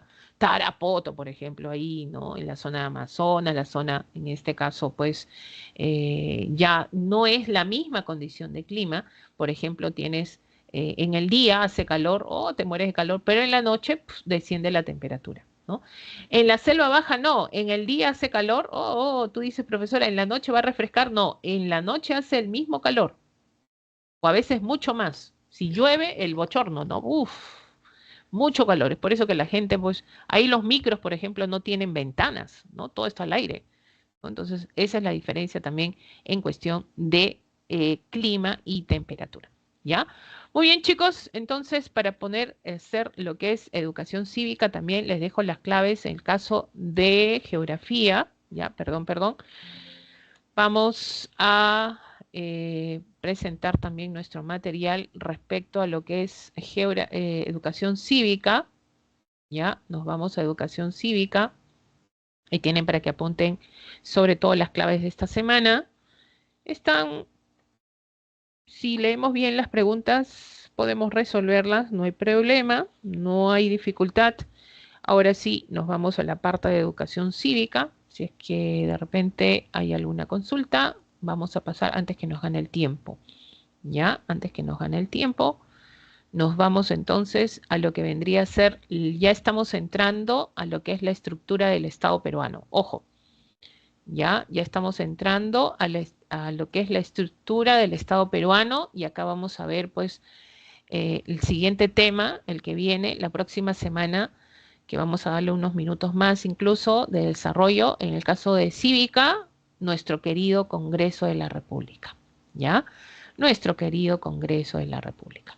Muy bien, entonces nos vamos con lo que es la estructura del Estado peruano, ejercicio del poder del Estado, Estado democrático de derecho, transgresiones al Estado de Derecho, gobierno usurpador, derecho de insurgencia. Son los temas que vamos a ver. Esta semana es el preámbulo para ingresar a lo que vendría a ser la parte de cómo estamos estructurando y se está organizando el Estado, sobre todo en este caso, pues, peruano, ¿ya? Vamos entonces a la primera parte, donde vamos a ver sobre todo las definiciones y las características generales a partir de acá. Por ejemplo, nosotros hablamos qué cosa es el Estado, ¿ya? Cuando hablamos del Estado, menciona ahí y dice lo siguiente. Profesora, el Estado es la nación jurídica políticamente organizada sobre un territorio, un determinado territorio.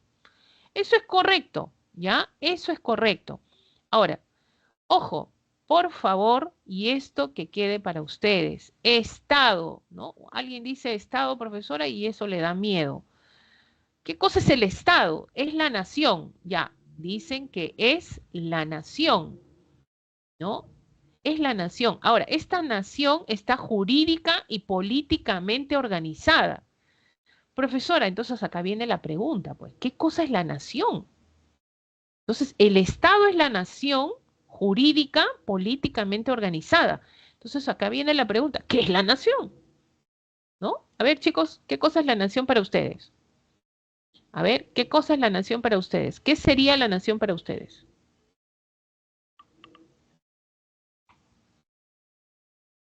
A ver, ¿qué sería la nación para ustedes? ¿Nadie? A ver, ¿qué sería la nación para ustedes? Y simplemente, ya que no encuentro respuesta, ya, esta sería la nación. Que estaríamos hablando de todas estas personas. Todos somos distintos, ¿no? Que conformamos el Estado. Ya, profesora, ¿qué cosa es la población? Pues es la población. Ahora, para formar una nación, yo no voy a decir, vamos, oye, juntémonos y formemos una nación. Eso sí. Claro, muy bien, Patricia. Para formar una nación, algo a este grupo de personas, a esta población, le tiene que unir algo. O sea, nos tiene que unir algo. Por ejemplo, la misma historia, nos tiene que unir la misma lengua, ¿ya? Nos puede unir también las mismas tradiciones, costumbres, ¿no? Y así podemos enumerar varias cosas. O sea, hace que los vínculos que tengamos entre todos nosotros conformemos lo que vendría a ser la nación. Ahora, esta nación dice que está jurídica y políticamente organizada. Entonces, la nación tiene que establecerse en un espacio, a lo que nosotros vamos a denominar territorio. O sea, la nación se determina en el territorio. Y a partir de ahí, ¿qué vamos a hacer? Vamos a establecer, en este caso, nuestro orden jurídico. Nosotros como nación vamos a establecer un orden, en este caso, jurídico. Profesora, ¿y eso qué significa? Nuestras leyes, pues, nuestras normas, que van a regir a todos nosotros, ¿no? A todos nosotros. Ahora, ¿el territorio qué comprende? Suelo, subsuelo, espacio aéreo, espacio marítimo, ¿no? Ahora, en este territorio, ¿qué vamos a establecer? Establecemos soberanía. ¿Qué cosa es establecer soberanía dentro del territorio? Es aplicar nuestras leyes. Por eso somos soberanos, porque nosotros aplicamos nuestras leyes. Profesores, entonces nosotros conformamos el Estado, sí, nosotros somos parte del Estado, ¿no? ¿Tenemos orden jurídico? Sí. ¿Estamos establecidos dentro de un territorio? Sí. ¿Somos políticamente organizados? También. Ahora, nosotros determinamos qué cosa. En el Estado, un tipo de gobierno, ¿no? Un tipo de gobierno. ¿Qué cosa es el gobierno? Nosotros como nación determinamos esto. Personas, instituciones que administran y dirigen el Estado, ¿no? En todo momento. Es por eso que nosotros como nación elegimos un representante del Estado, ¿no? Al que le denominamos jefe de Estado. ¿Quién es, chicos? A ver, ¿quién sería este jefe de Estado que sale de la nación? Pues justamente, ¿no? Que lo elegimos de manera democrática. El presidente. ¿Ya? El presidente. El jefe de Estado, profesor, es el presidente de la República, así es, ¿no? Y hay otras autoridades también, pero el que representa al Estado prácticamente es él. Miren cómo nos estamos organizando y cómo estamos determinando. Eso es lo que nosotros conocemos como Estado peruano, ¿no? Es la nación jurídica, tenemos normas políticamente organizada dentro de un territorio. Como si hay leyes, hay orden, hay instituciones, hay autoridades, nos organizamos en el territorio y ejercemos nuestras normas. Y es lo que se conoce como soberanía. Entonces, el Estado peruano, ¿qué cosa es? Somos una república, profesora. Sí, somos una república. Esta república, pues, ha tenido un inicio, ¿no? Profesora, nos desprendemos en este caso de los españoles y somos independientes, libres, así es. No, nos rige una constitución, ojo, ¿ya?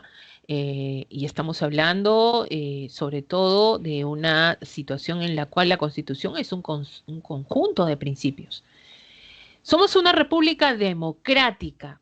¿Por qué democrática? Porque el poder político emana ¿de dónde? Del pueblo. ¿Y cómo se ejerce esto? Mediante mecanismos de participación. Elegimos a nuestras autoridades. ¿Por qué somos sociales? ¿Por qué una república social? Porque nuestra estructura política y económica está diseñada, ¿para qué? Para promover justamente lo que conforma el Estado, que es la sociedad. Entonces buscamos, ¿qué cosa? Buscamos la igualdad de los ciudadanos, ¿no? Mejorar las condiciones de salud, de educación. Entonces, por eso esa característica social va directamente, ¿no? Para promover el bienestar de la sociedad. Independiente porque no dependemos de ningún otro estado, de ninguna otra designación. Chicos, independiente me refiero a la parte política. Nadie toma decisiones por nosotros. Nosotros lo hacemos como Estado independiente. ¿Ya? Nadie viene a decirnos qué tenemos que hacer, ¿no? Profesora, yo he visto que nosotros dependemos económicamente es otra cosa. De repente hemos hecho un préstamo, generamos actividad comercial, etcétera. Eso es distinto, pero política, cuando hablamos de decisiones políticas, de ahí surgen nuestras normas. Y eso nosotros, nadie nos dirige, somos independientes. ¿Qué cosa es soberana? ¿Por qué somos soberanos? Porque ejercemos y aplicamos nuestras leyes. ¿Dónde aplicamos nuestras leyes? Dentro del territorio nacional. Si esto es el Perú, ¿ya? En el Perú, nuestras normas que se crean se aplican. Tú te vas a Chile, te vas a Bolivia, te vas a Brasil, tus normas caducan. ¿Por qué? Porque las normas que existen en Brasil, Bolivia, se aplican para ti y tú tienes que cumplirlas, ¿no? Entonces, cada país es soberano porque ejerce sus propias leyes dentro de su espacio territorial. Ojo, ¿ya? Ahora, el Estado es uno e indivisible. ¿Qué significa? Pues, bueno, somos en este caso un país único que no puede ser dividido ni fragmentado. Por ahí escuché de repente noticias, profesora, queremos dividirnos, ya no queremos nada con el norte, nosotros seremos el sur, profesora. No podemos hacer eso, no podemos, según la Constitución, habla más bien de forjar la unidad y la integridad como Estado, ¿no? Hablamos de esta entidad política y jurídica, ¿no? Parte de eso. Entonces, según la Constitución, no podemos hacer eso, no podemos generar esa situación, ¿ya? En ningún sentido, sobre todo. Muy bien. Vamos entonces a lo que vendría a ser el gobierno. ¿Qué cosa es el gobierno? Estamos hablando de las personas, instituciones que administran y dirigen nuestro Estado. Entonces, ¿cómo es el gobierno? Ya vamos a tener acá que es unitario, ¿no? ¿Por qué? Porque es único, ¿no? Centro, poder político que tenemos, unitario, en este caso, ¿no? Como gobierno lo tenemos alguien que representa también dentro del Estado, que puede ser el presidente, ¿no? Tenemos ahí los gobernadores regionales, por ejemplo, ¿no? Los alcaldes en el caso de los locales. Representativo y descentralizado. Representativo, que elegimos estas autoridades que nos van a representar, y descentralizado, porque se delegan las funciones. O sea, porque una sola persona no tiene el poder. Ojo, ¿ya? Una sola persona no tiene el poder. Lo representa sí. Podemos hablar del presidente, podemos hablar del presidente del Congreso, que representa un poder, ¿no? Pero no tiene todo el poder absoluto, aunque estamos viendo otra cosa. Pero vamos a ver que tiene que ser descentralizado el tipo de gobierno, ¿ya? Esto fue pregunta de examen de admisión de San Marcos en algún momento. ¿Cómo es, según la Constitución Política del Perú, cómo es el gobierno en nuestro estado? La respuesta, unitario, representativo y descentralizado. Profesora, descentralizado es que elegimos delegar funciones, sí, de autoridades a nivel regional, a nivel local, en este caso, ¿no? Y se otorga autonomía también a estas autoridades, ¿ya? Ahora, el poder emana del pueblo, claro, porque somos democráticos, nosotros damos poder a las autoridades. Y eso a veces no lo entendemos. Arequipa podría ser un país independiente, ¿es posible eso? Kenny, quisiéramos, quisiéramos ser independientes, quisiéramos, no se puede, ya no podemos por el establecimiento del Estado. Es que mira, nosotros pertenecemos a organismos internacionales que respaldan la formación del Estado como tal y fracturarnos o desmembrarnos o simplemente formar un nuevo Estado sería muy, muy difícil también, ¿no? Entonces, tendría que pasar algo grave, algo revolucionario, algo pues ahí con armas, una cosa así, que eso sería también una transgresión al Estado peruano, ¿no? Bien difícil está eso. Bueno, hay ideas también que hablan, ¿no? Hay ideas que hablan y mencionan también. Ahora, dice, quienes lo ejercen, sobre todo, el poder del Estado emana del pueblo. Quienes lo ejercen lo hacen con las limitaciones y responsabilidades que la Constitución y las leyes lo establecen. Es verdad, ¿ya? Es verdad. Porque tú puedes elegir tus autoridades, pero así seas el presidente, la presidenta, ¿no? De un poder del Estado, que representes a un poder del Estado, seas la máxima autoridad, etcétera, tú, tú no eres más que la Constitución o las leyes, ¿no? Quiere decir, tú puedes ser autoridad, pero te sujetas a la Constitución y a las leyes, ¿ya? O sea, no pueden hacer lo que quieran, en otras palabras. Ninguna persona, organización, Fuerza Armada, Policía Nacional, sector de la población puede arrojarse al ejercicio del poder. Claro, puedes decir, profesora, ¿sabe qué? Me llega todo. Yo tomo el poder y yo voy a ser el representante máximo del Estado. No, no olvidemos que somos un país, una república democrática. Estarías yendo en contra del Estado. Eso constituye acto de rebelión o acto de sedición. Y no te olvides que estos tienden a ser delitos, ¿ah? Por ejemplo, la diferencia entre rebelión y sedición, ¿no? Los dos, ¿en qué tienen en común una rebelión con una sedición? Que los dos son actos armados. O sea, utilizas las armas, ¿ya? Rebelión busca derrocar a un gobierno, ¿no? Legítimo, o sea, lo que se conoce de repente como un golpe de Estado.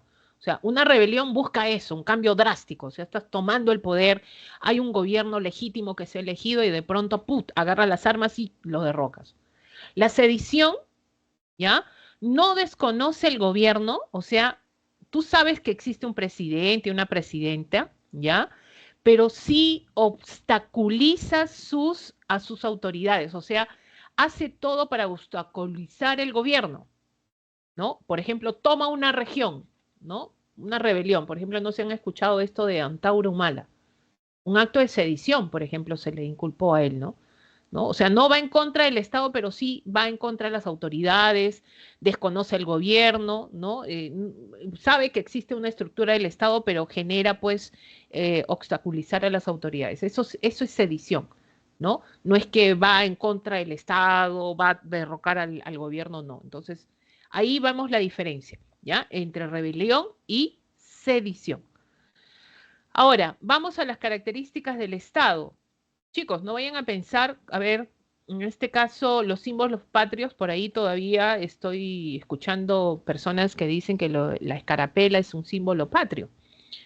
Chicos, la escarapela simplemente es, como dice, ¿no? Algo representativo, pero no un símbolo como tal, establecido en la Constitución. Los símbolos patrios son los que tú estás viendo acá o estás observando, ¿no? El caso de la bandera, el escudo nacional y el himno nacional, ¿ya? Ojo con esto, ¿ya? No vayan a marcar la escarapela por ahí, no creo, ¿ya? Que lo hagan, pero puede pasar, cosa que no creo. Disculpe, un ratito podría volver a la diapositiva anterior para tomar Dime, captura. ya, dime, rapidito.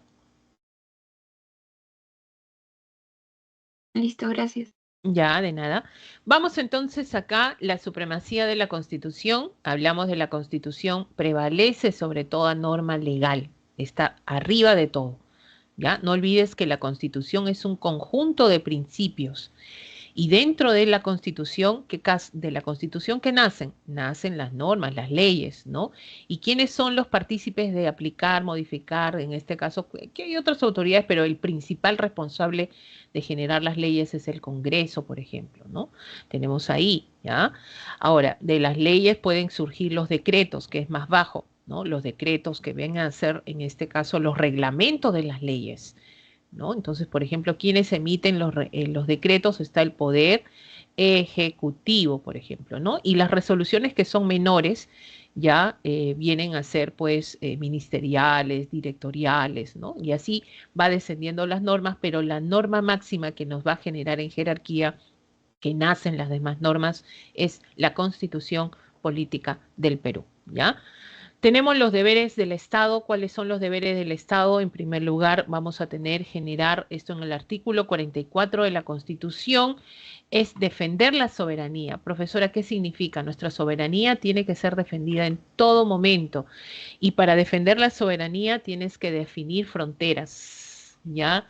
Porque si tú no defines fronteras, pues uno está abierto por acá, por cualquier país externo puede transgredir tu soberanía. Entonces el Estado tiene esa responsabilidad. Para defender esta soberanía hay que fijar fronteras. Garantizar la plena vigencia de los derechos humanos en todo momento, ya es responsabilidad, es deber, es obligación del Estado, ¿no?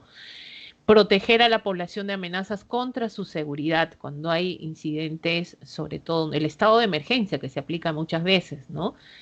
Cuando vino la pandemia, por ejemplo, ¿te protegió el Estado? Bueno, cerró las fronteras, no te permitió salir. Profesora, no me gustó, pero eso es un deber del Estado que debió cumplir, protegerte a ti cualquier amenaza que se presente, ¿no? En estos casos, por ejemplo, no te permitían, si tú venías del extranjero, no te permitían ingresar tan fácilmente al Perú, tenías que cumplir ciertas reglas y normas que se habían establecido, todo para proteger a la población, no solamente cuando hay invasión, en caso de un estado a otro estado, sino también en el caso de enfermedades, ¿no? En el caso de seguridad.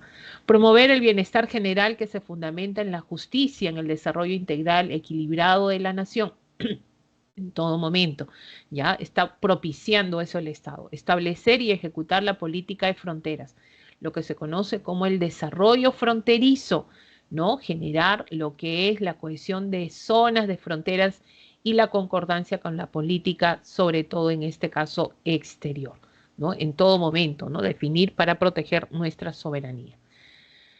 ¿Cuáles son los elementos del Estado? Estos son los elementos del Estado. Estamos hablando de nación, que lo conformamos todos nosotros, territorio, ¿no? Hablamos del gobierno y hablamos de la soberanía, ¿ya? Hablamos de la soberanía. En el caso del gobierno, a ver, acá creo que nos pasamos uno, ya creo que nos pasamos varios. ¿Qué es la nación? Vamos con la nación primeramente, rapidito. Es la población o grupo de personas que poseen vínculos comunes, ¿no? Residen dentro de un espacio geográfico determinado. O sea, nosotros, todos nosotros, la población. Profesora, una vez que yo he nacido en el hermoso país de nuestro país, ¿ya soy peruana? Sí, o peruano también. Ahora, la nacionalidad no se pierde salvo las renuncias. Tú tienes que renunciar ante una autoridad, ¿no? En el caso del sistema de migraciones lo tienes que hacer. Si es que tú ya no quieres ser peruano o peruana, lo puedes hacer, ¿ya? Profesora, ¿y lo puedo recuperar? Bueno, ya te serías tratado como un extranjero, por ejemplo, ¿no? Las personas que gozan de doble nacionalidad. Según la Constitución, nosotros podemos tener doble nacionalidad, es correcto, ¿ya? Ahora, si tienes doble nacionalidad, ¿dónde se ejercen tus derechos? Donde tú resides. Por ejemplo, si eres peruano ecuatoriano y vives en Ecuador, entonces se aplican los derechos, ¿no? Tienes que cumplir las normas y que se establecen en Ecuador, ¿ya? Por eso dicen las obligaciones de la nacionalidad del país donde domicilian necesariamente.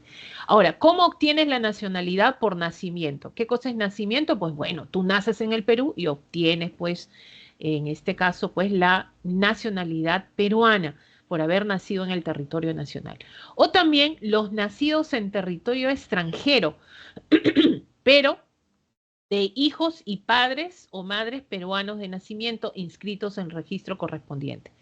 Antes era el límite, por ejemplo, si tu papá y tu mamá migraron a Chile y tú naciste en Chile, tú tenías que esperar, tus padres te han podido registrar hasta los 5 años en la Embajada de Perú en Chile para que tú obtengas la doble nacionalidad.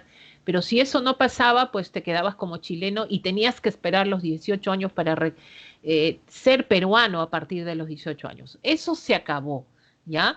Basta que tú tengas un padre o madre, no te hayan inscrito de repente, tengas la edad que tengas, bueno, ya eres peruano por nacimiento. O sea, ya no vas a optar la nacionalidad por otros procesos. Eres determinadamente así. Por nacimiento te dan, en este caso, la nacionalidad, ya sea tu papá o tu mamá, que sean peruanos. Profesora, así sea noruego, así seas lo que seas, puedes obtener la nacionalidad. ¿Ya? Por el caso de la Padula, por ejemplo, en este caso jugador de fútbol, ¿no? Padres peruanos, pero él nació en Italia, entonces se le obtiene rápidamente, ya pasó los 18 años, ya tiene más de cuántos años y obtiene la nacionalidad por nacimiento, es por eso que conforma, ¿qué cosa? ¿No? La selección peruana, si no, no lo haría, ¿no? Y puede proceder, profesora, a participar en elecciones tanto de congresistas, de presidentes, sí, porque es peruano por nacimiento, ojo, ¿ya? Por naturalización, los extranjeros que expresan su voluntad de serlo y que cumplen con los requisitos, o residentes a los que en el gobierno les confiere el honor.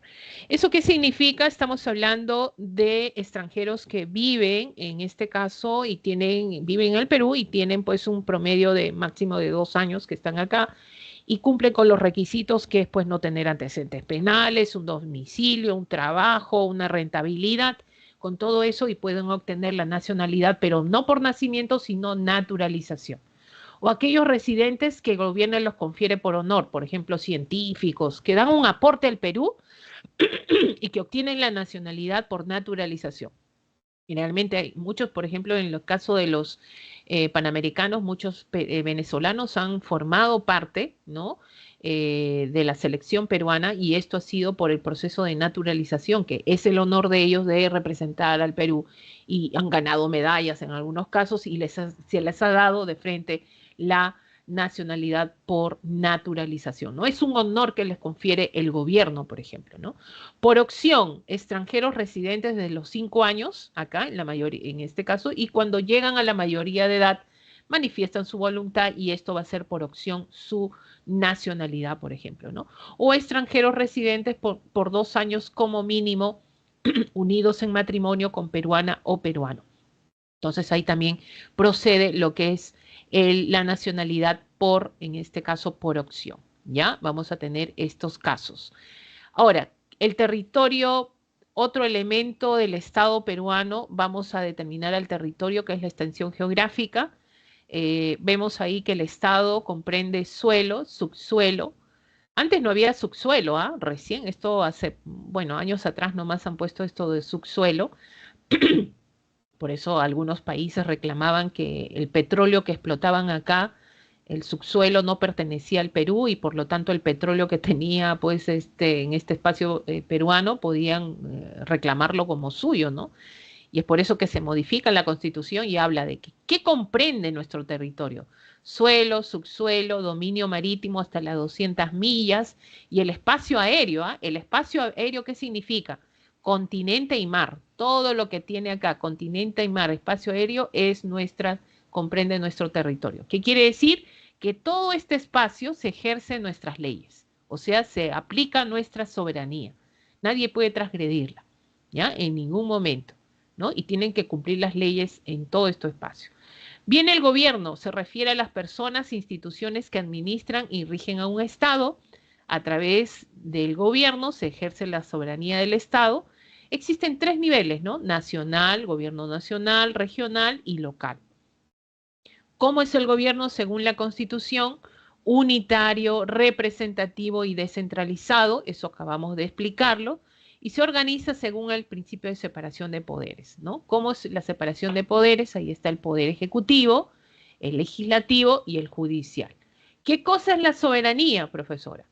Ejercemos dentro del territorio, o sea, suelo, subsuelo, espacio aéreo, marítimo, nuestras leyes, ¿ya? Ejercemos sin aceptar subordinaciones de otros estados. Ejercer nuestro poder dentro de nuestro territorio. Eso se conoce como soberanía. Vamos a los aspectos del Estado peruano, jóvenes. ¿Cuáles son los idiomas oficiales del Estado? Está el castellano, el quechua, el aymara. Profesor, ¿yo puedo hablar mis lenguas nativas aborígenes? Así es. Tenemos dentro de los idiomas oficiales, esto está reconocido en la Constitución Política. Ahora, ¿quién defiende al Estado? ¿Quién genera la defensa jurídica del Estado? Es la Procuraduría General del Estado. Los intereses del Estado tienen que ser defendidos porque, mira, salen corruptos funcionarios, hay corrupción, hay en este caso donde desfalcan al Estado, transgreden al Estado, entonces debe haber alguien, ¿no? Es como el abogado del Estado, es la Procuraduría, ¿ya? La Procuraduría se encarga de la defensa jurídica del Estado. ¿Dónde hay procuradores, profesora? Donde hay instituciones del Estado, todo lo que tenga que ver con el Estado, municipalidades, gobiernos regionales, donde haya instituciones del Estado, está el procurador, observando que nadie vaya en contra del Estado, ¿no? Está defendiendo los intereses del Estado en todo momento. Chicos, esto es lo que vamos a ver más adelante, son los poderes del Estado. Está el poder legislativo, el poder ejecutivo y en este caso judicial, que lo vamos a ver semana tras semana. La próxima semana empezamos con el poder legislativo, ¿ya? Nuestro querido Congreso. Y también están dentro de la estructura del Estado, están los órganos constitucionales autónomos, cada uno de ellos también los vamos a desarrollar en el caso de nuestro curso, los gobiernos regionales y los gobiernos locales, que también forman parte de la estructura del Estado, ¿no? Más que nada asociados a lo que es estos dos, al poder ejecutivo, ¿ya? Donde tenemos, por ejemplo, lo que son la conformación de cada uno de estos gobiernos, ¿no? Las municipalidades, tanto distritales, provinciales, y el gobierno regional, que tiene el Consejo Regional, la Gobernación Regional y el Consejo de Coordinación, sobre todo en este caso también regional. Y como último, ya para terminar esta parte, vamos a ver la parte del Estado democrático de derecho. Democracia, la soberanía que tenemos nosotros de elegir a nuestros gobernantes, la libertad que tenemos para decidir quién dirige, en este caso, quién va a ser lo que dirige el Estado, ¿no? Por ejemplo, que nosotros lo conformamos. Es una forma de gobierno, las decisiones lo tomamos a través ya sea de una participación directa o indirecta, ¿no? Donde tiene el reconocimiento de la comunidad internacional y también de todos nosotros como ciudadanos que ejercemos esa situación y ese sistema político conocido como la democracia. Es lo que más se conoce hoy en día, ¿no? Donde todos podemos participar en la elección de autoridades. Y es por eso que dentro de este sistema democrático se habla del Estado de Derecho, ¿no? Es donde los derechos y las libertades fundamentales son incorporados en el orden jurídico. Las personas, instituciones públicas y privadas, y en este caso y el propio Estado, están sometidas a la ley. ¿Saben lo que es el Estado de Derecho, chicos? Es esto, aplicación de la ley para todos, sin jerarquías, no, que yo soy congresista, a mí no me aplican, no, para todos, hay que aplicarlos, ¿ya? Esto es, y se tiene que respetar y se tiene que aplicar. ¿Quién impera en un Estado de Derecho? La ley. Por eso dice, algunos principios que sustentan el Estado de Derecho. Principio de todo Estado de Derecho es la ley, la división e independencia de los poderes. Cada uno ejerce sus funciones, nadie va en contra del otro. Bueno, vemos otra cosa, pero debe ser así, según el Estado de Derecho. La administración de justicia legal, la protección y garantía de los derechos y libertades fundamentales. Entonces, cuando eso no pasa, ¿qué sucede? Cuando no se cumple la ley, cuando no se aplica la ley, cuando se transgrede la ley, estamos hablando de la vulneración del Estado de Derecho. ¿Cómo transgredimos esto? ¿Cómo transgredimos el Estado de Derecho? Está todas aquellas acciones que van en contra de la ley, ¿no? Que van en contra de la Constitución. La violencia social, la corrupción, los actos de sedición, los actos de rebelión contra el Estado. Profesora, ¿eso va en contra del Estado de Derecho? Claro, va en contra de las normas que tenemos.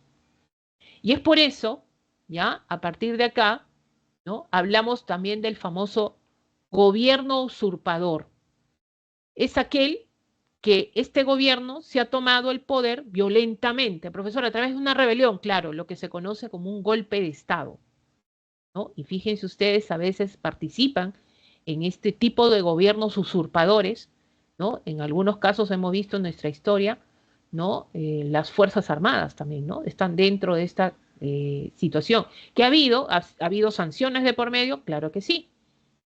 Ahora, pero nosotros como pueblo, según la Constitución, tenemos derecho a la insurgencia cuando no estamos de acuerdo con un gobierno usurpador. La Constitución lo menciona.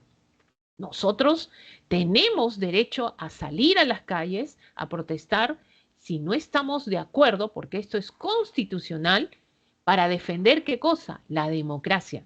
Y esto está reconocido en la Constitución en el artículo 46. Ahora, tú no vas a salir a la calle pues con, ¿no?, pistolas, tus palos, tus machetes. Eso es ya otra cosa, ¿ya? Derecho de insurgencia, jóvenes, es en este caso, una defensa de la democracia, pero de manera participativa, democrática, ¿no? Sin violencia, es lo que establece sobre todo la Constitución. Pero la población tiene derecho a la insurgencia, lo tiene. A veces no lo conocemos, lo utilizamos de otra manera o lo manipulan de otra manera, pero es un derecho que tiene la población sobre todo. Muy bien, chicos, entonces ya estaríamos en este caso terminando, ya vamos a dar las claves finales de esta semana. Como siempre nos gana mucho el tiempo, ya a seguir estudiando. Tengan su recreo, creo que me pasé un poquito. Nos vemos la próxima semana y en este caso, pues chicos, buen inicio de semana para todos. Muy buenos días con todos. Nos vemos hasta la próxima semana.